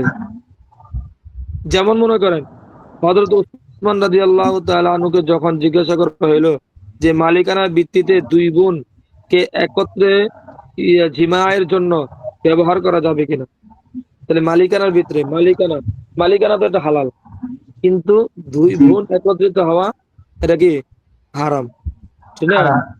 হ্যাঁ, হারাম। জি, তখন তিনি কি বললেন, হ্যাঁ, এই যে একটা তো বৈধ আরেকটা কি হারাম, তখন এই ক্ষেত্রে অবৈধ। কোনটা গ্রহণ করা হইব, কোনটা গ্রহণ করা হইব, হারাম। গ্রহণ করা হইব হারামটা। কি এখানে যদি এই যে দুই বোনই, বোন তো হালাল, কি মেয়ে যেহেতু মেয়ে তার মালিকানা থাকার কারণে এটা হালাল হয়েছে, কিন্তু হারামটা এখানে মিশ্রিত হয়েছে কেন, আরেকটা বোন তার আপন বোন সম্পৃক্ত থাকার কারণে এটা হারাম হয়ে গেছে, দুইটা একসাথে হয়েছে। এখন কি করবে, তখন এখানে হালালের সাথে হারামটা সম্পৃক্ত হওয়ার কারণে হারামটা প্রাধান্য পেয়ে গেছে, সুতরাং কি করা যাবে না, এখানে দুই বোনের সাথে জিমা করা যাবে না। যদি জিমা করতে হয় তাহলে এক বোনকে তালাক দিয়ে তারপর আরেক বোনকে কি করতে হবে, বিবাহ বিবাহ করতে পারবে, কিন্তু একসাথে দুজনকে রাখা যাবে না। এরপরে আসি, কয়টা গেলে আর আরেকটা বলেই ইনশাআল্লাহ শেষ করে দেবো ইনশাআল্লাহ। দেখেন আজকে এতটুকু, আরেকটা বলে 15টা শেষ করি। ইদাজতামাল মুবাশির ওয়াল মুতাসাব্বিবু ইদাফুল হুকমু ইলাল মুবাশির, যখন কোন কর্তা, মুবাশির মানে কি, যিনি কোন কাজ করছেন, ওয়াল মুসাব্বিব অর্থাৎ যিনি কারণ হয়েছে, কাজের কোন কারণ হয়েছে অর্থাৎ মদতদাতা, তখন হুকুমটা কার দিকে যাবে, যদি কোনো কাজ দুজনই একটা কাজ হয়েছে, তখন কি ইদাফুল হুকমু ইলাল মুবাশির, যিনি করছেন তার দিকে হুকুমটা সম্পৃক্ত হবে। যেমন মনে করেন কোন ব্যক্তি কোন চোরকে কোন সম্পদের তথ্য দিছে, যে জায়েদের বাড়িতে কি আছে, জায়েদ আর জায়েদের বাড়িতে 5 ভরি স্বর্ণ আছে, এই তথ্য দিচ্ছে। তথ্য দেওয়ার পরে চোর কি করলো, চোর সেই সম্পদটা গিয়ে সুন্দর মতো করে ওইভাবে চুরি করলো। তখন এই ক্ষেত্রে হ্যাঁ শাস্তি আরে দেওয়া হবে, কারণ দুজনই তো অন্যায় আছে। কারণ মূল শাস্তিটা কাকে দিবে, মূল শাস্তিটা মূল শাস্তিটা দিবে যে মুবাশশির। চুরি করছে তাকেই দিবে, ঠিক আছে, তাকেই মূল শাস্তিটা দিবে। এই এতটুকু আল্লাহ তাআলা যতটুকু বুঝলাম, আমরা এই যে 15টা নিয়ম পড়লাম এবং জীবনে থেকে কিছু অংশ বললাম। তারপরে এরপরে আবার কি বললাম, ওই যে প্রত্যেকটা নিয়মের কায়দা মূলনীতির পরে পরে বিভিন্ন চিহ্ন আছে, এগুলো আমরা কিছু মুজাকারা করলাম। যাই হোক, আমরা এগুলো মনে রাখবো, চেষ্টা করব প্রত্যেকটা পড়ার সাথে একটা উদাহরণ ইনশাল্লাহ মুজাকারা চেষ্টা করবো ইনশাআল্লাহ। প্রত্যেকেই এগুলো মুখস্থ করার চেষ্টা করবো, বোঝারও চেষ্টা করবো ইনশাআল্লাহ। আর আমরা প্রত্যেকে চেষ্টা করব কিছু কিছু মূলনীতি, ঠিক আছে, কিছু কিছু মূলনীতি মুখস্থ করার। আমরা এই মূলনীতিগুলো চেষ্টা করবো মুখস্থ করি, এটা আমাদের জীবনে একটা পুঁজি হয়ে দাঁড়াবে। মূলনীতিগুলো আমরা মুখস্থ করার চেষ্টা করবো ইনশাআল্লাহ।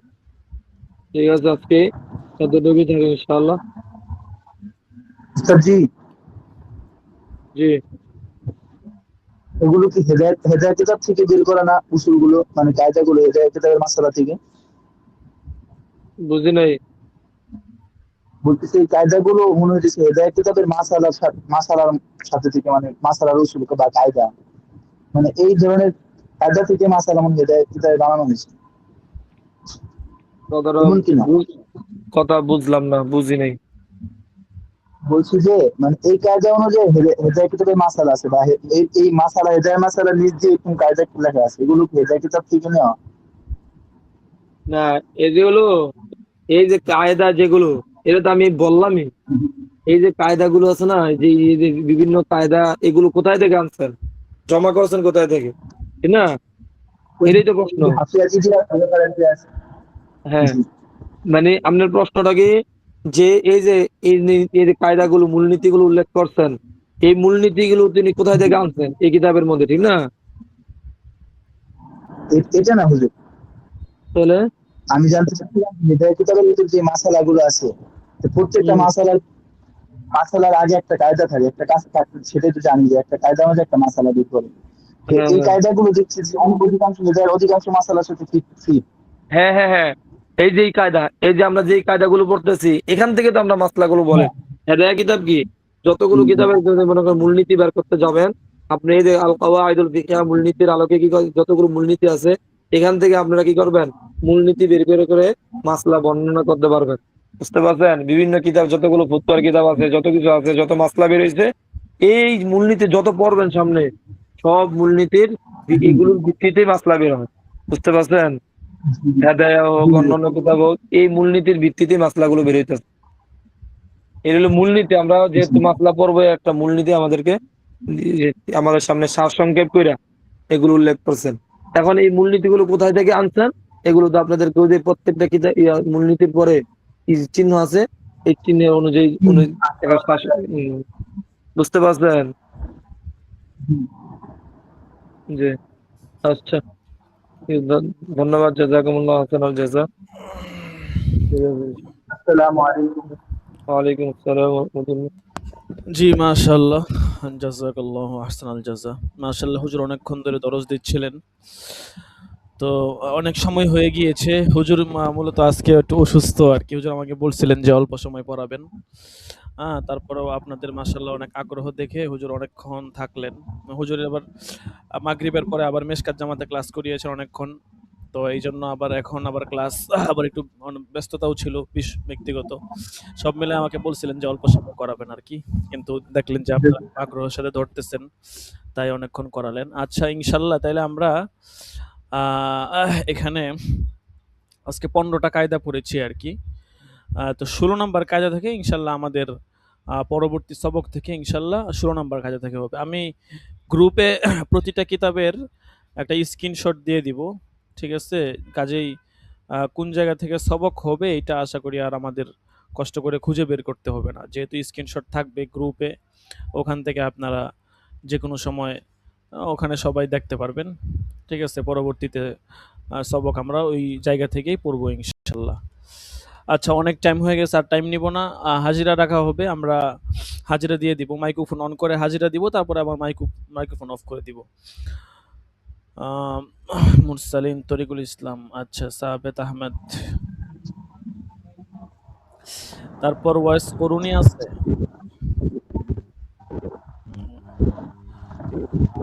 মুশফিকুর রহমান,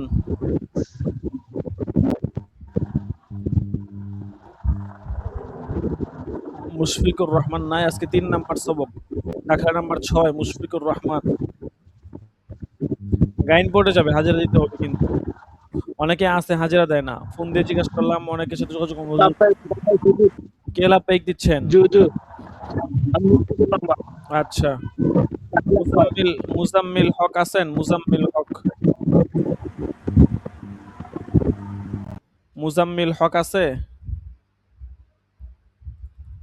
মুজাম্মিল হক নাই? মুজাম্মিল হক, জালালউদ্দিন ভূমি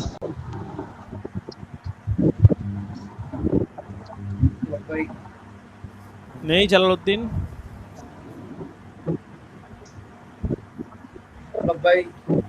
আচ্ছা, তারপর রাকিবুল ইসলাম, নাজমুল হক তো নাই, তারপর শহীদুল ইসলাম, লাব্বাইক।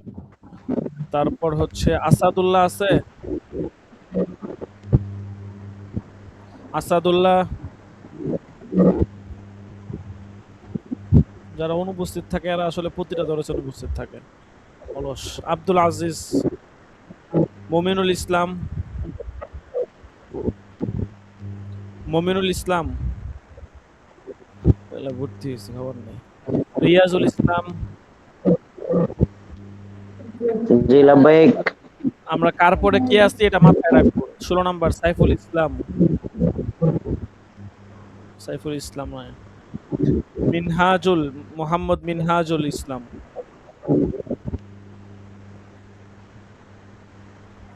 মিনহাজুল ইসলাম নাই। আসিফ হাসান, আসিফ হাসান, আশ্চর্য অবস্থা। আফজাল মাহমুদ তা নাই। হারুনার রশিদ,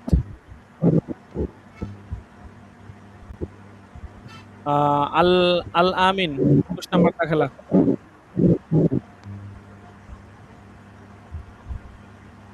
আল আমিন না 21 নাম্বার দাখলা।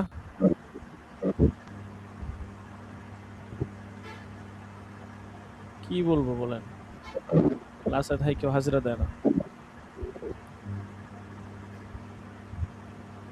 তারপর সৈয়দ ফাহিম 22 নাম্বার দাখলা,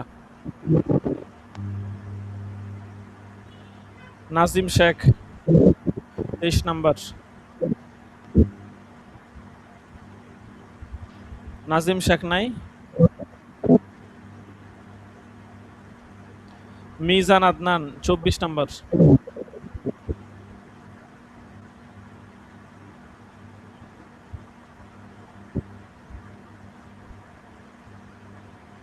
মিজান আদনান নাই 24। গাজী তসলিম হুসাইন, সাদেকুল ইসলাম 26 নাম্বার,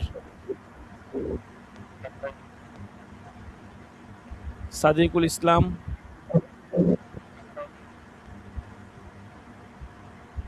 এ দেখছেন ছাত্র হাজিরা দেয় না। হাজিরা দেন না কেন ক্লাসের থেকে? আশ্চর্য। মোহাম্মদ রাশেদ 27 নাম্বার,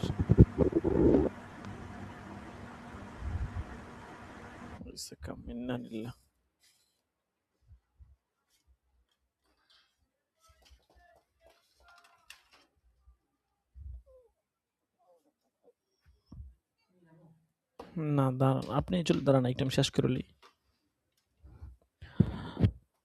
তারপর নেট তো চলে গেছে।